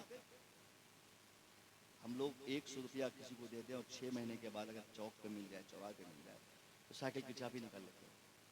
नहीं, पहले पैसा दो तब छोड़ेंगे। कौन देता पैसा रे? बदला लेने का अलग ही मजा लगता रहता ना हम लोगों को। मगर मुस्तफा जाने रहमत ने बदले की जो सूरत अपने किरदार से आपने निकाली, पूरी दुनिया में कोई शख्स ऐसा नहीं होगा जो अपने दुश्मन से इतना खूबसूरत बदला लेगा। आपने फरमाया नहीं, पीटना नहीं है, मारना नहीं है, जबकि जो लोग खुद आपको मारना चाह रहे थे वही लोग बंदे जेल में। आपने समझा कि नहीं, ये लोग पढ़े लिखे हैं, इनको लिखना आता है, इनके पास नॉलेजेस हैं, इनके पास इल्म है, इनके पास हुनर है, इनसे हुनर सीखा जाए, इनसे इल्म सीखा जाए, इनसे नॉलेज लिया जाए, इनसे लिखना सीखा जाए, इनसे पढ़ना सीखा जाए। ये पैगाम उस वक्त देकर आपने ये साबित फरमा दिया पूरी दुनिया में तब्दीली के लिए सिर्फ एजुकेशन ही जरूरी है। अब मैं पूछता हूं आपसे, आप उसी पैगंबर के मानने वाले हैं, फिर भी आपके बच्चे जाहिल क्यों हैं? अब उसी नबी के मानने वाले हैं जिसने इल्म की अहमियत का एहसास शुरू में ही आपको दिलाया था, आपके बच्चे अनपढ़ क्यों हैं? अनपढ़ मैं हर उस बच्चे को मानता हूं जो मैट्रिक करके काम कर रहे हैं, इंटर करके काम कर रहे हैं। इंटर करने वाला अनपढ़ ही होता है, पढ़े लिखे उनकी गिनती नहीं है। जब तक आपकी तालीम आपके फायदे, आपके समाज के फायदे के लिए काफी न हो, तब तक आपको पढ़ना चाहिए। मैं बता रहा हूं आपको, मैट्रिक करा के पढ़ना लिखना, इश्तिहार, बोर्ड, रोड, इशारा, ये सब पढ़ना सीख जाना ये कामयाबी नहीं है। मैट्रिक लोग बोलते हैं हाँ बेटा मेरा मैट्रिक क्या हुआ है, अरे तो कौन सा कद्दू ने तीर मार दिया? एक साथ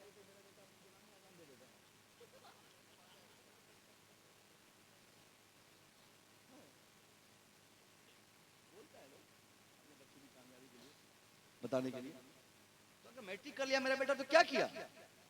उसको इंटर करना था, उसे इल्म का पीछा करना था, इल्म की तह तक जाना था, उसे हर तरह से कोशिश करनी थी।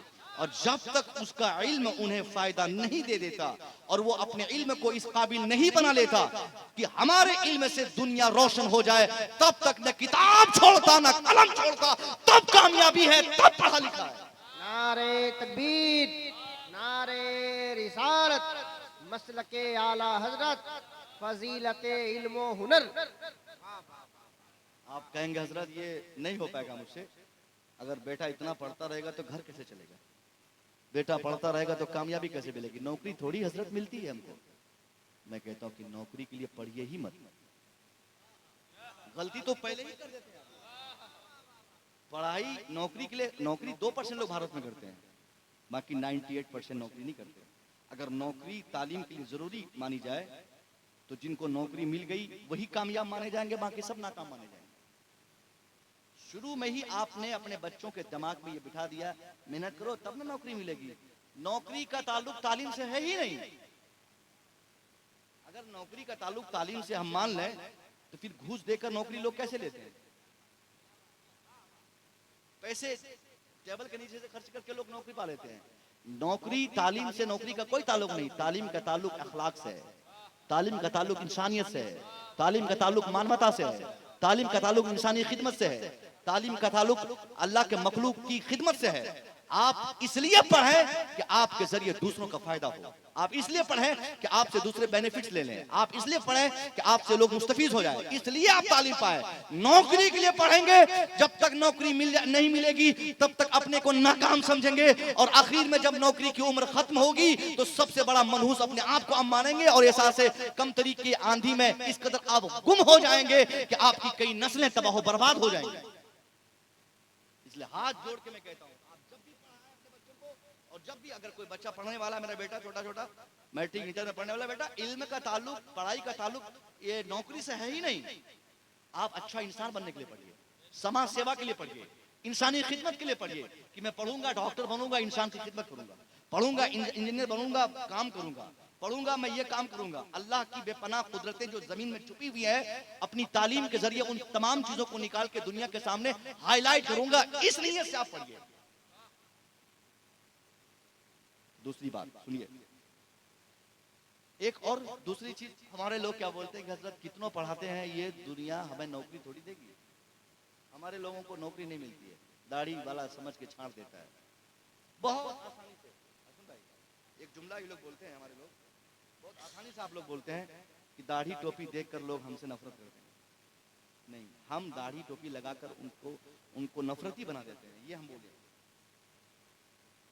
दाढ़ी टोपी आप बोलते हैं कि हम मुसलमान समझे जाते हैं, और मुसलमान का बच्चा समझकर दूसरे लोग हमें नौकरी नहीं देते। गलत कॉन्सेप्ट, गलत कॉन्सेप्ट, गलत कॉन्सेप्ट। दाढ़ी टोपी मुसलमान नाम ये सब कुछ भी नहीं ऐसा है जो आपके बच्चे पढ़े हों और दुनिया उसकी कदर न करे।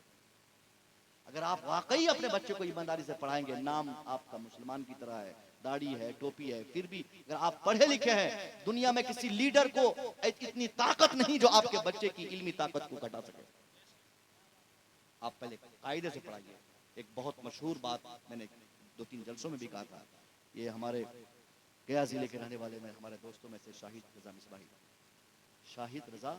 मिसबाही, इस वक्त वो बिहार में समस्तीपुर जिले में किसी डिपार्टमेंट में काम कर रहे हैं, आईएएस बनकर गए, आईएएस ऑफिसर है। आईएएस बहुत लोग तो जानते ही नहीं कि आईएएस क्या होता है। आईएएस है, एसडीएम क्या चीज़ है सर, मैं भी जानता हूँ बहुत अच्छी तरीके से। एसडीएम नहीं है, वो डिप्टी कमिश्नर है म्युनिसिपैलिटी विभाग के। नहीं, एसडीएम भी बनते हैं तो एसडीएम वो आईएएस हैं। आईएएस पहले होता है, उसके बाद डिपार्टमेंट बांटा जाता है उसको। यूपीएससी क्रैक करने वाले जितने बच्चे हैं सब आईएएस कहलाते हैं। यूपीएससी एग्जाम उसने क्रैक किया, किसने? और यूपीएससी एग्जाम कैसा प्लेटफॉर्म है? एक ऐसा प्लेटफॉर्म है जिससे निकले हुए बच्चे एसडीएम, डीएम, ये सारे जो जिले चलाते हैं, जो इलाका चलाते हैं, जो ऑफिसर्स होते हैं, जो देश चलाते हैं, जो दुनिया चलाते हैं, वो नेता थोड़ी चलाते हैं, वो तो ऑफिसर चलाते हैं। और वो ऑफिसर बनते कैसे हैं? यूपीएससी पैटर्न से। यूपीएससी टर्म और कंडीशन पे काम करके उसके कंपटीशन में उतर के कामयाब होकर जो बच्चे आते हैं वही हमारा समाज चलाते हैं। तो यूपीएससी एग्जाम फाइट किया, कैंडिडेट था 2017 में। 2017 में सुनिए गौर से, अगर आप लोगों को ये ऐसा लगता है कि मोदी जी जब से आए हैं तब से हम मुसलमानों की तरक्की नहीं होती है, तो ये मैं कहूंगा आप गलत सोचते हैं। 100% आप गलत सोचते हैं। अल्लाह की कसम आप गलत सोचते हैं। आप सिर्फ अपने काम छुपाने के लिए, अब काम करना आता नहीं, दूसरे पे उंगली उठाते हैं, खुद से करते नहीं और दूसरों को बदनाम करते हैं। दूसरों को आप जिम्मेदार बनाते हैं, मानते हैं। सुनिए, यूपीएससी का एग्जाम 2017 में वो उम्मीदवारी लिया, बैठा। 2017-14 गिनती याद रखिए। हिंदुस्तान आजाद हुआ 2014 में। आजादी के सिर्फ 3 साल के बाद 15, 16, 17 उत्तर प्रदेश 17 में आजाद हो चुका था। 3 साल में पूरा हिंदुस्तान लगभग आजाद था। खालिस आजाद भारत में 2017 में जब एग्जाम में बैठा, 18 में जब रिजल्ट आया, जब रिजल्ट की फेरिस्त तैयार की गई, फेरिस्त बनाई गई, रिजल्ट जब घोषित की गई, तो उस रिजल्ट में जहां सोहन का नाम, जहां मोहन का नाम, जहां गीता का नाम, जहां सीता का नाम था, उसी फेरिस्त में नुमाया तौर पर एक शानदार, एक बड़ा नाम शाहिद रजा मिसबाही का, जो 5 वक्त नमाज पढ़ने वाला, इबादत करने वाला, बरकाती टोपी लगाने वाला, एक मुश्त दाढ़ी रखने वाला मुसलमान के बच्चे का भी नाम था।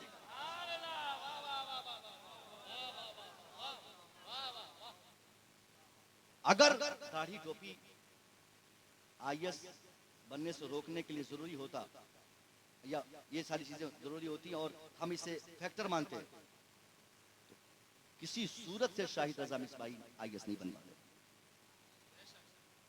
दूसरे लोग बन जाएंगे, आप लोग बन जाएंगे, बहुत सारे लोग जिनके पास नहीं है, वो तो बाज़ाब्ता अभी बरकाती टोपी लगाकर ऑफिस में बैठते हैं, अल्हम्दुलिल्लाह, अभी भी एक मुश्त दाढ़ी है, अभी भी 5 वक्त नमाज अपने ऑफिस में पढ़ते हैं।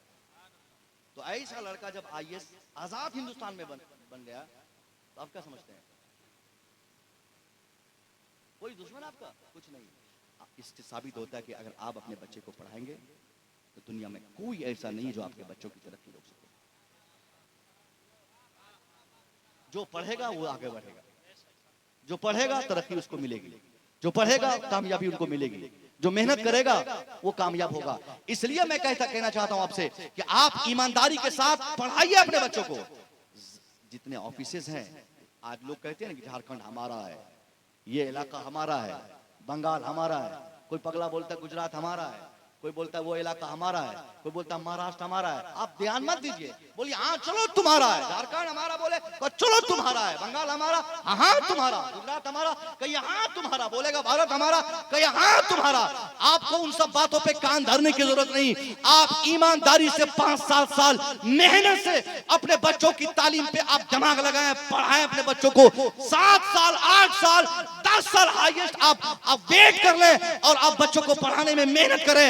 10 साल के बाद इतना शानदार नतीजा आपके सामने देखने को मिलेगा कि जो लोग आज कहते हैं ये कोर्ट हमारा, वो कचहरी हमारी, ये घर हमारा, वो इलाका हमारा, ये समाज हमारा, वो इलाज हमारा, वो स्टेट हमारा, आपका ये सारी चीज तुम्हारी, अब सिर्फ तालीम हमारी, अब सिर्फ कलम हमारे, अब सिर्फ किताबें हमारी। आप 10 साल मेहनत करके अपने बच्चे को पढ़ाइए। 10 साल के बाद ये सारे राज्य रहेंगे, ये भारत रहेगा, ये बिहार रहेगा, ये झारखंड रहेगा, ये गुजरात रहेगा, ये बंगाल रहेगा, ये उत्तर प्रदेश रहेगा, ये दुनिया रहेगी, ये कचहरी रहेगी, ये कोर्ट रहेंगे, ये सारी इमारतें रहेंगी। मगर ये सारी इमारतें रहेंगी उस इमारत की उस कुर्सी पर बैठकर कलम चलाने वाला कोई और नहीं, वो आप होंगे या आपका बेटा होगा।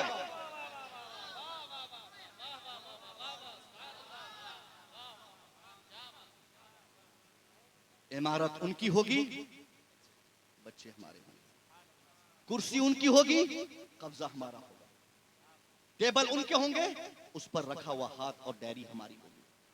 अगर हम पढ़ाएंगे बच्चों को तो इसलिए जमीन बेचना पड़े बेच डालो, घर बेचना हो बेच डालो, जेवरात बेचना हो बेच डालो। बच्चों की तालीम के लिए जमीन बेचना कोई ऐब की बात नहीं है, बच्चों की तालीम के लिए गाड़ी बेचना कोई ऐब की बात नहीं है, बच्चों की पढ़ाई के लिए मकान भी बेचना कोई बहुत बड़ी ऐब की बात नहीं है। ऐब की बात तब है कि आप क्या घर शहर में देहात में गाड़ी है, बंगला है, बच्चा अंगूठा छाप, ये ऐब की बात है। आप पावरफुल समझे जाते हैं, बच्चा आपका अनपढ़, ये ऐब की बात है। आप मुखिया सरपंच है, आपका बच्चा जाहिल है, ये ऐब की बात है। ऐब की बात ये नहीं कि आपने जमीन क्यों बेच दी। इसलिए जो दांव पे लगाना हो दांव पे लगाकर मेहनत और मशक्कत से अपने बच्चों को पढ़ाएं। 5 से 10 साल के बाद शानदार रिजल्ट आप देखेंगे। अगर जिंदगी सलामत रही तो मुलाजा करेंगे, वरना मरने के बाद आप अपनी कब्रों से देखेंगे रूहानी तौर पर कि आपका वो बेटा जिसकी तालीम के लिए आपने जिद्दोजहद की, कोशिशें की, वो बेटा आपकी कोशिशों के कारण आज इतना कामयाब है कि वो झोपड़पट्टी आपने छोड़ा था, आज वो महल का मालिक बना बैठा है। इसलिए ईमानदारी के साथ अपने बच्चों को पढ़ाएं, खूब मेहनत से पढ़ाएं, जिस फैकल्टी में पढ़ाना पढ़ाएं। अगर आपको पैसे अल्लाह दिया है, एक और बस 10 मिनट, अगर आपके पास पैसे हैं तो एक बड़ा काम आप कर सकते हैं। क्या? या हाफिज मदरसे में आलिम बनते हैं ना, इसमें खर्च करें। आप इस पूरे मुआशरे में अगर कोई बोलेंगे हजरत हमारा बेटा तो डॉक्टर बन गया है, और कितना पढ़ेगा? अरे एक आदमी बन गया तो क्या हो जाएगा? यहाँ तो 100 लोग रहते हैं ना। तालीम 100 पर जरूरी है ना। तालीम के लिए परसेंटेज ऐसा नहीं कि 10% लोग पढ़ लें तो 90% लोगों का काम चल जाएगा। पढ़ने के लिए 100 के 100 लोगों को जरूरी है, पढ़ना पड़ेगा तरक्की के लिए। अगर किसी गांव और इलाके में 1000 घर है, उस 1000 में 5000 लोग रहते हैं, तो उस 5000 अफराद को जाती तौर पर सबके लिए तालीम जरूरी है। इस्लाम ने घर पीछे तालीम की अहमियत का ऐलान नहीं फरमाया था। तलबुल इल्म फरीज़तुन अला कुल्ले मुस्लिमी व मुस्लिमा, सरकार ने फरमाया। नबी ने क्यों कहा था कि इल्म हर मुसलमान मर्द और औरत के लिए जरूरी है। हर मुसलमान के घर के पीछे एक आदमी का पढ़ा होना ही जरूरी नहीं है। अगर आपके समाज में 10 लोग पढ़े हैं, आप नोटिस करें कि 90 लोग क्यों जाहिल है। 90 लोग अगर पढ़ लिए, 10 क्यों जाहिल है, इस पे भी काम करना पड़ेगा। बहुत सारे बच्चे मुसलमानों के ऐसे हैं जो आज की दुनिया में पढ़ना चाहते हैं, उनके पास काबिलियत पढ़ने की है, पैसे नहीं। नोट नहीं, मैं चूंकि प्लस 2 का टीचर हूं, मैं जानता हूं मुसलमानों के बच्चों को बहुत करीब से मैं देखा हूं। 80% नंबर लाया मैट्रिक में, इंटर नहीं किया। इंटर में 80% नंबर लाया, आगे नहीं पढ़ पाया। क्यों रे, क्यों नहीं पढ़ता? हजरत अब्बा बोले दिल्ली जाओ, पैसे नहीं, फीस नहीं है, नीट की तैयारी करने के पैसे नहीं है। लानत हो हमारे ऊपर अगर हमारे गांव में कोई एक बच्चा इतना तेज तर्रार कि वो मैट्रिक में 80% नंबर लाए, इंटर फर्स्ट डिवीजन पास हो, उनके अंदर आगे बढ़ने की सारी क्वालिटी हो, और वो इसलिए ना पढ़ पाए कि उनके बाप के पास पैसे नहीं है, तो हमारे ऊपर लानत। अगर हम उसी गांव में रहते हैं तो हम क्यों पैदा हो गए साहब? क्या हमारी दौलत क्या काम में आएगी? हमारे बच्चे पढ़ लिए तो ऐसा थोड़ी है कि हमारे बच्चे पढ़ लिए तो हम कामयाब हो गए। आपका बेटा डॉक्टर बनेगा और पड़ोस का किसी एक फर्द किसी एक शख्स का दूसरा बेटा, तीसरा बेटा, कोई एक बेटा भी उसका अगर नहीं पढ़ पाएगा, वही आगे चल के चोर बनेगा। आपका डॉक्टर बेटा क्लिनिक में बैठेगा, ये चोर बनेगा, जाके गन भिड़ा के उससे सारा पैसा ले लेगा, डकैती करेगा। डकैती करेगा। अभी हमारे यहाँ बिहार में मैं एक मिलाद शरीफ पढ़ने गया, एक ही गांव में 17 लोगों की नौकरी हो गई बीपीएससी के जरिए। अभी टीचिंग में 17 लोग हो गए, तो मुझे मिलाद में बुलाया क्योंकि मैं भी टीचर बना था। तो मिलाद पढ़ के गया, तीसरा दिन फोन आया, बोला हजरत 4 बाइक एक ही गांव से चोरी हो गई, और जितनी बाइक चोरी हुई सब मास्टर साहब लोगों की। मैंने कहा तो गांव का ही आदमी चुराया होगा। 17 लोग गांव में अगर मास्टर बन गए तो बाकी के लोग क्यों नहीं बने?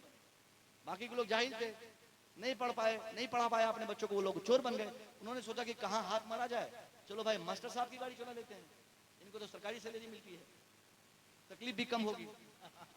तो अगर आपका बेटा डॉक्टर बन जाएगा और दूसरे का बच्चा जाहिल रह जाएगा, तो वही जाहिल चोर आपके डॉक्टर बेटे की नींद हराम कर देगा, जीना दुश्वार कर देगा वो। इसलिए अगर आप मुतमईन लाइफ गुजारना चाहते हैं तो आपके बच्चे की तालीम के साथ साथ दूसरे के बच्चे की तालीम की फिक्र करना आपकी जिम्मेदारी है।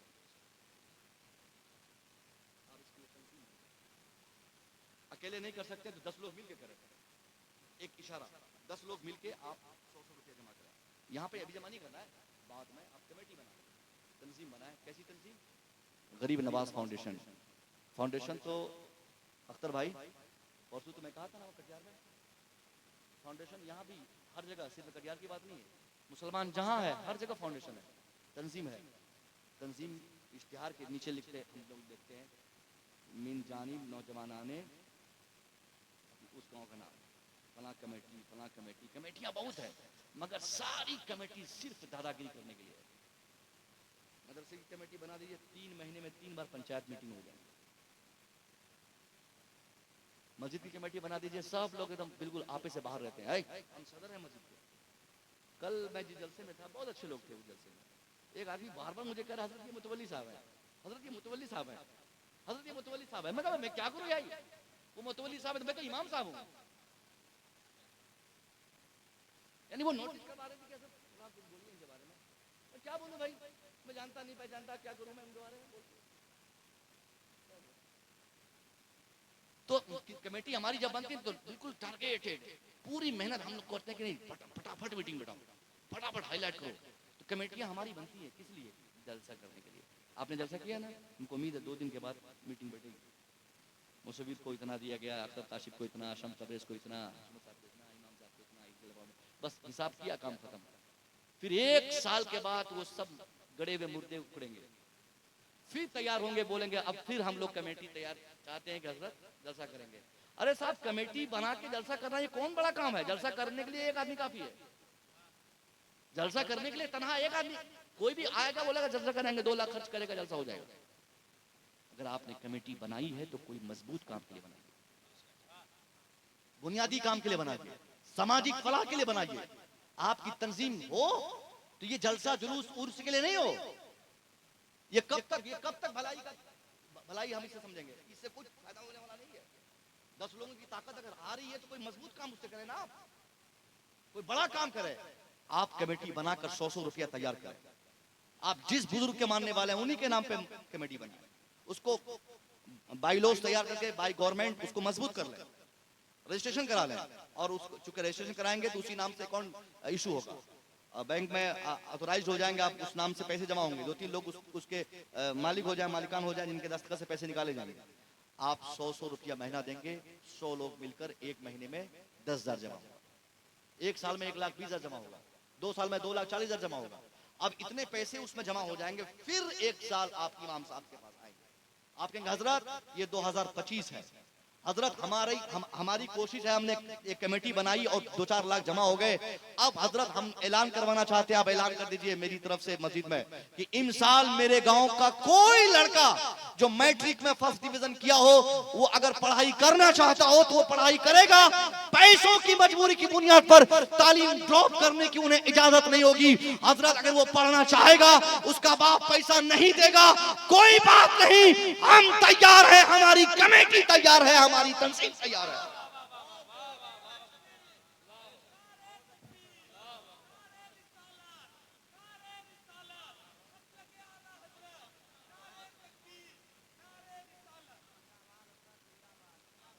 उसके बाद आप महल्ले में जाएं, आज भी मुसलमानों के बच्चे जब होटल में काम करते हैं ना, बकरी चराते हैं या कहीं होटल में काम करते हैं, छोटे-छोटे बच्चे में काम करते हैं, अब स्कूल होता है, 12 साल 13 साल के बच्चे, ये सरल कुरान बहुत अच्छी तरह पढ़ना जानते हैं, वो लाम काफ शीन स्वाद वाद सब बोलते हैं वो, लेकिन नहीं पढ़ पाए। पूछिए उनसे, बाबू क्या करते हो? होटल में काम करते हो, कितना मिलता है? 500 रुपये महीना मिलता है। बाप का नाम क्या है? मोहम्मद आरिफ। कहाँ घर है? फलाने गाँव में। आगे क्या करना चाहते हो? दिल्ली जाएंगे। क्या करोगे दिल्ली आके? कमाएंगे, घर चलाएंगे। ऐसे बच्चे 1-2 नहीं, हजारों की तादाद में हमारे समाज में रहते हैं, जो पढ़ना चाहते हैं लेकिन उनके पास पैसे नहीं है। आप उनमें से बच्चों को आप निशाना बनाएं, टारगेट में लें कि इन साल 10 बच्चे को मैं अपने समाज से तैयार करना है। आप उनका हाथ पकड़ें, मिसबा साहब के पास लाएं, इन इलाके कहे हजरत ये बच्चा, इसे मैं हाफिज कुरान बनाना चाहता हूँ, कितना खर्च पड़ेगा? ये फार्मूला मैं 4 साल से दे रहा हूँ। एक बच्चा जो नूरानी कायदा या तामीर अदब पढ़ चुका होता है, ये सुन्नत कुरान पढ़ लिया होता है, उनके हाफिज बनने में बहुत ज्यादा वक्त लगेगा, तो 3 साल का, बहुत ज्यादा टाइम लगेगा तो 3 साल। 3 साल मदरसे में बच्चों को पढ़ाने के लिए बहुत ज्यादा खर्च लगेगा, तो तीनों साल मिला के 15,000, 5-5 हजार मदरसे वालों को देने के लिए नहीं, बल्कि उसी बच्चे के तेल साबुन में खर्च करने के लिए। 500 रुपया महीना बहुत हो गया, और मदरसे में 10 महीने पढ़ाई होती है, 12 में 10 ही महीने मदरसे चलते हैं, तो 10 महीना बच्चा पढ़ेगा, 500 रुपया, 5,000 रुपया साल हुआ, 3 साल में 15,000 हुआ। आप 15,000 एक मुश्त चाहे किसी हजरत को दे दें, इस भाई साहब को दे दें, या फिर आप एनुअली कह दें कि हजरत सालाना खत्म होने पर मैं पैसे 5,000 आपको ट्रांसफर कर दिया करूंगा। आप किसी भी बच्चे को लाकर हैंड ओवर कर दें, इनके सुपुर्द कर दें, और 5,000 दे दें, फिर 5,000 1 साल के बाद, फिर तीसरे साल 5,000 आप दे दें। 3 साल के बाद कसम खुदा की जब आप वहां से आकर उस बच्चे को तलाश करेंगे तो आप बहुत हद तक देखकर आपकी आंखें नम होंगी। या तो वो बच्चा आपको मिलेगा नहीं, और अगर मिलेगा तो सूरत अलग होगी। हजरत फरमाएंगे किसे तलाश कर रहे हैं? जवाब आप जानना चाहेंगे कि हजरत वो बच्चा मेरा कहाँ है जिसको मैंने आपको सुपुर्द किया था, जिसके लिए मैं 5,000 देता था। जवाब मिलेगा कि वो बच्चा हाफिज बन गया, अब वो दूसरी मस्जिद में नमाज पढ़ाने के लिए मैं भेज दिया, वही नमाज पढ़ा रहा है। अब बताइए कि एक लड़का जो आज होटल में झूठी प्लेट साफ कर रहा है, और आप सिर्फ 15,000 खर्च किए कमेटी की जानिब से, तंजीम की जानिब से, आपके गांव का कोई एक लड़का हाफिज कुरान बन गया। जिंदाबाद जिंदाबाद जिंदाबाद, सुभान अल्लाह। एक बच्चा अगर आपके समाज का आपने 50,000 खर्च किया, नीट की तैयारी करवाया, डॉक्टर बन गया, अब समझिए कितना बड़ा काम हुआ। अब 50 उर्स कर ले किसी बुजुर्ग के नाम पर, 50,000 उर्स कर ले, उस 50,000 उर्स करने से भी वो बुजुर्ग जितना खुश नहीं होंगे, उससे ज्यादा काम या उससे ज्यादा खुशी उस बुजुर्ग को, उस साहिब मजार को, उस बुनियाद, उस वजह से होगी कि आपके नाम से आपने किसी बच्चे को डॉक्टर बना दिया, किसी को हाफिज कुरान बना दिया। वाह वाह वाह, क्या कहने, नारे तकबीर, नारे रिसालत, मसलके आला हजरत, जश्न दस्तार बंदी, मदरसा गुलशन रजा भुरकुंडा। ये छोटी छोटी बातें थी काम करने के लायक। आप काम करें, आपकी बड़ी जिम्मेदारी है। अगर आप करेंगे, इंसानी खिदमत इस्लाम ने ही हमें सिखाया है। इस्लामी खिदमत में ये सारी चीज़ें आती कि आप दूसरों के बच्चों की तालीम की फिक्र करें, उनकी तरबियत की फिक्र करें, उनकी अच्छाई की फिक्र करें। एक बच्चा हमारे समाज का अगर मैट्रिक में 80% नंबर लाए और दिल्ली चला जाए काम करने के लिए, 10 साल के बाद अखबार में आप पढ़ेंगे कि वही आतंकवादी बन गए। पढ़ेंगे आप, पॉकेट मार बन गया, भंगेड़ी और गेंडी बन गया। कौन? वो मैट्रिक वाला लड़का, क्योंकि गरीब है वो, दिल्ली मुंबई खटने जाएगा, कोई भी आके बोलेगा ये बम फोड़वाना है, फोड़ेगा फोड़ेगा, 1 लाख दूंगा, बोलेगा हाँ, क्योंकि उनको पैसे की जरूरत है। और वो, और सामने वाले को तेज तर्रार फर्द लड़के की जरूरत है। ये तेज तो था ही, तभी तो मैट्रिक में 80% नंबर लाया। उससे वो कोई भी गलत काम करवा लेगा, 1 लाख फेंकेगा, वो लड़का चला गया, काम गलत करेगा, फिर अखबार में, टीवी में, मोबाइल में, हर जगह खबर छपेगी, मुसलमान का एक बच्चा बम लेके पकड़ा गया। इससे पहले कि हमारे बच्चे, हमारे लोग गुर्बत की बुनियाद पर ऐसी गलती करने पर मजबूर हो जाएं, हम उनको पढ़ाकर अपने समाज का शानदार और नफीस इंसान बना दें। इंशाल्लाह ये सारा काम करेंगे। आखिरी बात खत्म। अब तक तो तालीम की बात हो रही थी, अब दूसरी बात, तालीम के साथ साथ हमारे लिए तरबियत भी बहुत जरूरी है। अगर आपने सिर्फ तालीम, क्योंकि आज से नहीं, आज से 4-5 महीने तक हमने जितनी तकरीरें की, हर तकरीर में हमने लोगों को बताया कि बच्चे को दीन पढ़ाओगे तो बच्चा सुधर जाएगा, दीन पढ़ाओगे तो बेटी सुधर जाएगी। मगर कोडरमा का कांड ने तबाह कर दिया, बरेली का कांड ने बर्बाद कर दिया। अब किस मुंह से हम लोगों से कहेंगे? अब कैसे आपके सामने आके बोलेंगे कि बच्चों को नमाज सिखाइए, दीन सिखाइए, कुरान पढ़ाइए, दीनदार बनाइए, दीनदार बनाएंगे, कुरान सिखाएंगे, इस्लाम पढ़ाएंगे तो आपका बेटा, आपकी बेटी गलत नहीं करेगी। वो बच्ची ने क्या किया? उस बच्ची की खबर नहीं, हमें बता दिया ना, नमाज पढ़ने वाली बेटी, कुरान पढ़ने वाली बेटी, सालासा तक पढ़ने वाली बेटी, ऐसी बच्चियां भी अगर गलत कदम उठा दे तो फिर किस मुंह से हम आपसे कहेंगे कि आप भी दीन पढ़ाइए बच्चों को? तो जब इसके पीछे आप दिमाग लगाएंगे कि इसका रीजन क्या है, क्यों पढ़ी लिखी बच्चियां भी ऐसा कर जाती हैं और बिल्कुल घर, माँ बाप की इज्जत, समाज की इज्जत, मजहब की इज्जत, ये सारी दांव पे लगा देती हैं। तो इसके पीछे का रीजन सिर्फ एक ही है कि वो बच्चियां पढ़ी रहती हैं मगर तरबियत की कमी रहती है। अगर 100% कामयाबी चाहिए तो सिर्फ किताबों से, कलमों से, कॉलेजों से, यूनिवर्सिटियों से या तालीमी इदारों से बच्चों की कामयाबी मुमकिन ही नहीं है जब तक कि आप उसकी तरबियत की फिक्र न करें। आप उनकी तरबियत करें, बहुत हद तक अपनी बच्ची को शादी से पहले कोशिश करें कि उनको मोबाइल से दूर रखें। मीडिया वालों ने बताया ना उस बच्ची के बाद, कोडरमा जिला था ना, वो जिला है ना कोडरमा, तो वही की बच्ची थी, पता नहीं क्या नाम था, नुसरत फातिमा या कुछ नाम, हाँ नुसरत ही नाम थी। अक्सर भाई के सब नाम बहुत याद रहता है।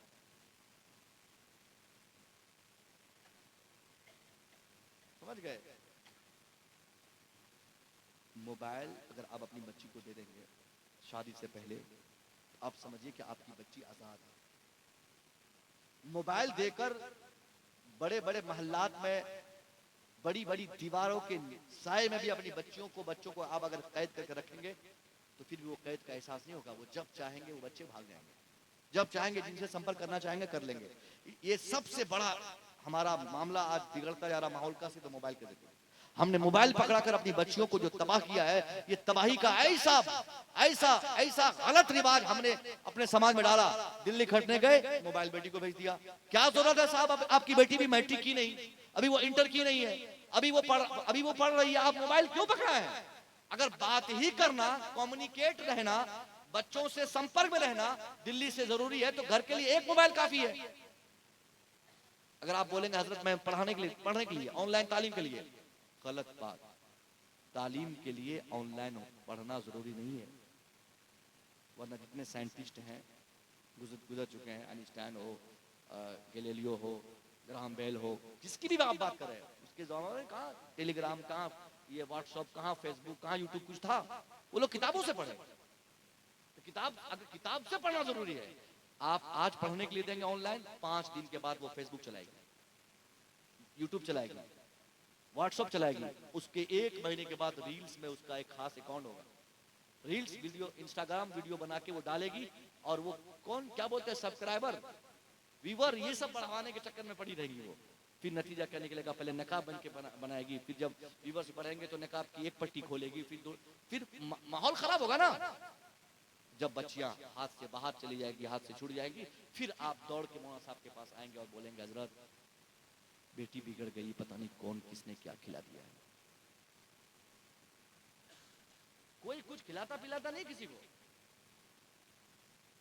बच्चों को बिगाड़, आपके बच्चे जो बिगड़े हैं, अपनी मर्जी की शादी करना चाहते, बैकी बैकी बातें करते हैं, तो आप बोलते हैं हजरत कुछ खिला दिया, कोई ताबीज दीजिए, किसी ने ताबीज पहना दिया इसको, या ताबीज घोर के पिला दिया इसको, किसी लड़के के बारे में जिद करती रहती। नहीं, ये बच्ची को तबाह करने के लिए आपने बर्बाद किया है, आपने आगे बढ़ाया है, आपने इनको छूट दिया, आपने इनको आजाद किया। आपकी आजादी का गलत तस्वीर इनके दिमाग में बैठ गया, जिसके नतीजे में वो आज वो बच्ची शादी अपनी मर्जी से करना चाहती है। इसलिए तावीज से ये सब मामला सॉल्व नहीं होगा। तावीज से सिर्फ शैतान भगाया जाता है, तावीज से जिन भगाए जाते हैं या बुलाए जाते हैं, इंसान नहीं। या तो मुकम्मल इंसान की गलत हरकतें हैं ना, जिसकी बुनियाद पे बच्चे बिगड़े हैं। आपने तरबियत नहीं की, आपने नोटिस नहीं किया, आपने सिर्फ पैसे खर्च किए, आपने स्कूटी दिया, साइकिल दिया, कपड़े दिए, अच्छा ट्यूशन दिया, अच्छे ट्यूटर का इंतजाम किया, अच्छे कॉलेजेस दिए, अच्छे तालीमी इदारों से अपने बच्चों को जोड़ा, मगर आपने कभी इस पर तवज्जो नहीं की कि आपके बच्चे कहां पढ़ते हैं, क्या पढ़ते हैं, कब आते हैं, कब जाते हैं, किन से राब्ता करते हैं, किन के कांटेक्ट में रहते हैं। ये अगर आपने नहीं देखा तो आप 10 साल का इंतजार कीजिए। आज 8 साल की बच्ची है, 10 साल के बाद वो जब 18 साल की होगी, आजादी का ऐसा गलत मफहूम उसके दिमाग में बस जाएगा, वो बेटी किसी का हाथ पकड़ के आपके आंगन में आके कहेगी अब्बा यही वो लड़का है जिससे मैं शादी करना चाहती हूँ। अगर आप शादी कराना है तो कराइए, वरना मैं कचहरी जाऊंगी, कानूनन शादी करके इसको मैं अपना शौहर मान लूंगी। इससे पहले कि हमें ऐसा दिन देखना पड़े, हम अपने बच्चों की तरबियत करें। तरबियत का मतलब क्या होता है? तरबियत कोई ऐसा काम नहीं है, कोई ऐसा चैप्टर ही नहीं। तरबियत कोई ऐसा चैप्टर ही नहीं कि जो आपको पढ़ा के 2 दिन में समझा दिया जाए। तरबियत का मतलब यह है कि हर वो काम जिससे अच्छाई समझ में आए, आप खुद उस पर अमल करें, बच्चे उसको कॉपी करेंगे, छोटे छोटे बच्चे मस्जिदों में, इमाम साहब आपकी मस्जिद में बच्चे हल्ला करते हैं जुमा में? कभी कभी करते हैं ना। हजरत इमाम गजाली फरमाते हैं कि जिस मस्जिद के पिछले सबसे बच्चों के हल्ला चिल्ला की आवाज ना आए, तो उस समाज को अपने मुस्तकबिल के ताल्लुक से फिक्रमंद होना चाहिए कि अब हमारा मुस्तकबिल खराब है, बच्चे नहीं आ रहे हैं। और यहाँ हमारे यहाँ क्या, बच्चे का हल्ला करते हैं लोग डंडा से मारते हैं, गलत बात है। बच्चे मस्जिद में आ रहे हैं, बच्चे हैं, हल्ला करेंगे, उनको क्या समझ में आता है? वो आ गए तो हल्ला तो करेंगे, समझा दीजिए, मारपीट मत किया कीजिए। लेकिन ये बच्चे जुमा के दिन कैसे पहुंच जाते हैं मस्जिद? कहीं से कोई बोल दे कि आज जुमा है, 11 बजे से ही उनका ड्रामा देखिए। फिर आप नहाने का टाइम हो जाएगा तो अब्बा नहाने चलिए ना, ये साबुन लीजिए, ये तौलिया लीजिए, हम भी जाएंगे, ये चप्पल हमारा है, जूता साफ करेगा, बंडी ले लेगा, कुर्ता ले लेगा, पाक हो ना पाक उससे क्या मतलब है? अगर आप नहीं ले जाएंगे तो वो बगैर कपड़े का मस्जिद भाग जाएगा। अगर बगल में मस्जिद है चला जाएगा ना। ये क्यों जाएगा? क्योंकि आप हर जुमा को जाते हैं। वाह वाह वाह वाह, आप हर जुमा को मस्जिद में जाते हैं, तो इसलिए बच्चा बचपन में ही अपने दिमाग में बिठा लिया है कि आज जुमा है, आज का दिन मस्जिद में सब लोग जाते हैं, सजदा करते हैं, नमाज पढ़ते हैं, तो उसको एक त्योहार, एक फेस्टिवल समझ में आ गया। अगर बाप जुमा को मस्जिद में जाए तो बच्चा को मना भी करे तो खुद को बच्चा नहीं मानता, मस्जिद जाके रहता है। वही बाप अगर फजर में जाए वही बाप अगर जोहर में जाए, वही बाप अगर असर में जाए, वही बाप अगर मगरिब में जाए, वही बाप अगर इशा में जाए, वही बाप अगर 5 वक्त जाए, वही बाप अगर सच बोले, वही बाप अगर अच्छाई करे, वही बाप अगर अच्छी बात करे, अच्छाई का घर में माहौल बनाए, तो उसका बच्चा को बहुत ज्यादा उसके पीछे मेहनत करने की जरूरत नहीं पड़ेगी। बाप करता रहेगा, बेटा सीखता रहेगा। नारे तकबीर, नारे रिसालत, मसलके आला हजरत हजरत अल्लामा डॉक्टर मुसव्विर रजा। बच्चा हम लोग हमारे बगल में बैठा रहता, हम फोन पे किसी को गाली दे दियो, देते ना गाली। आप सोचते कि ये बच्चा नहीं सुना, नहीं सीखा। बच्चों की मेमोरी के बारे में हमने जो पढ़ा है, आपने भी पढ़ा होगा। बच्चों की मेमोरी पावर जो होती है वो कंप्यूटर के कई हार्ड डिस्क से ज्यादा मजबूत होती है। बचपने में बच्चे जो जिन चीजों को अब्जॉर्ब करते हैं, स्टोर करते हैं, सीखते हैं, उन चीजों को रख लेते हैं अपने ज़हन दिमाग में, वो उस वक्त नहीं बोलेंगे। आपने किसी को माँ की गाली दे दी, आपने दे दिया गुस्से में, या गाली तो गुस्से में दी जाती है, खुशी से भी दी जाती है, हंसी मजाक में भी दे देंगे। बच्चा सीख लिया कि ये जुमला, ये लफ्ज एक खास मौके से बोला जाता है। जब आदमी किसी से नाराज होता है तो उसको माँ की गाली दी जाती है। बच्चा सिर्फ इतना सीखा है, अभी नहीं बोलेगा, अभी 5 साल का है वो, 7 साल में नहीं बोलेगा, मगर जब 10 साल 15 साल का हो जाएगा, जब वही माहौल वो देखेगा तो सेम उसी जुमले को वो रिकवर्ड करेगा, डिलीवर करेगा, जो बचपने में 5 साल में अपने बाप या दादा या भाई से सीखा था। इसलिए घर के जिम्मेदारों की जिम्मेदारी बनती है कि घर के माहौल को खुद इस तरह क्लीन और नीट रखें कि उसके आने वाली नस्लों के लिए भी वो बहुत बड़ा वो मॉडल बन जाए और बहुत ज्यादा मारपीट की जरूरत ना पड़े, खुद ब खुद बच्चे अपने गार्जियन को देखकर सीखते रहे। ये सारी बातें थी जो मैं बताना चाह रहा था। हजरत मिसबाह साहब क़िबला ने बड़े अरमानों से मुझे हुक्म दिया था कि हजरत आइएगा, और 7 तारीख की तारीख हजरत 7 या 8 कह रहे थे, मैं कहा 2 रखिए। हजरत ने मेरी बात मानी, क्या कहेंगे, हजरत ने मेरा कहना अमल करके माना, हम पे एहसान फरमाया। आज की तारीख का ऐलान हुआ, आप लोग भी आ गए। मैंने जितनी सारी बातें की, इस हैसियत से मैं यहाँ से, इस उम्मीद से यहाँ से जाऊँगा कि अल्लाह हमको, आपको, सबको इन सारी बातों पे अमल की तौफीक अता फरमाए। अस्तगफिरुल्लाह रब्बी मिन कुल्लि ज़ंबि व अतूबु इलैहि। अस्सलामु अलैकुम।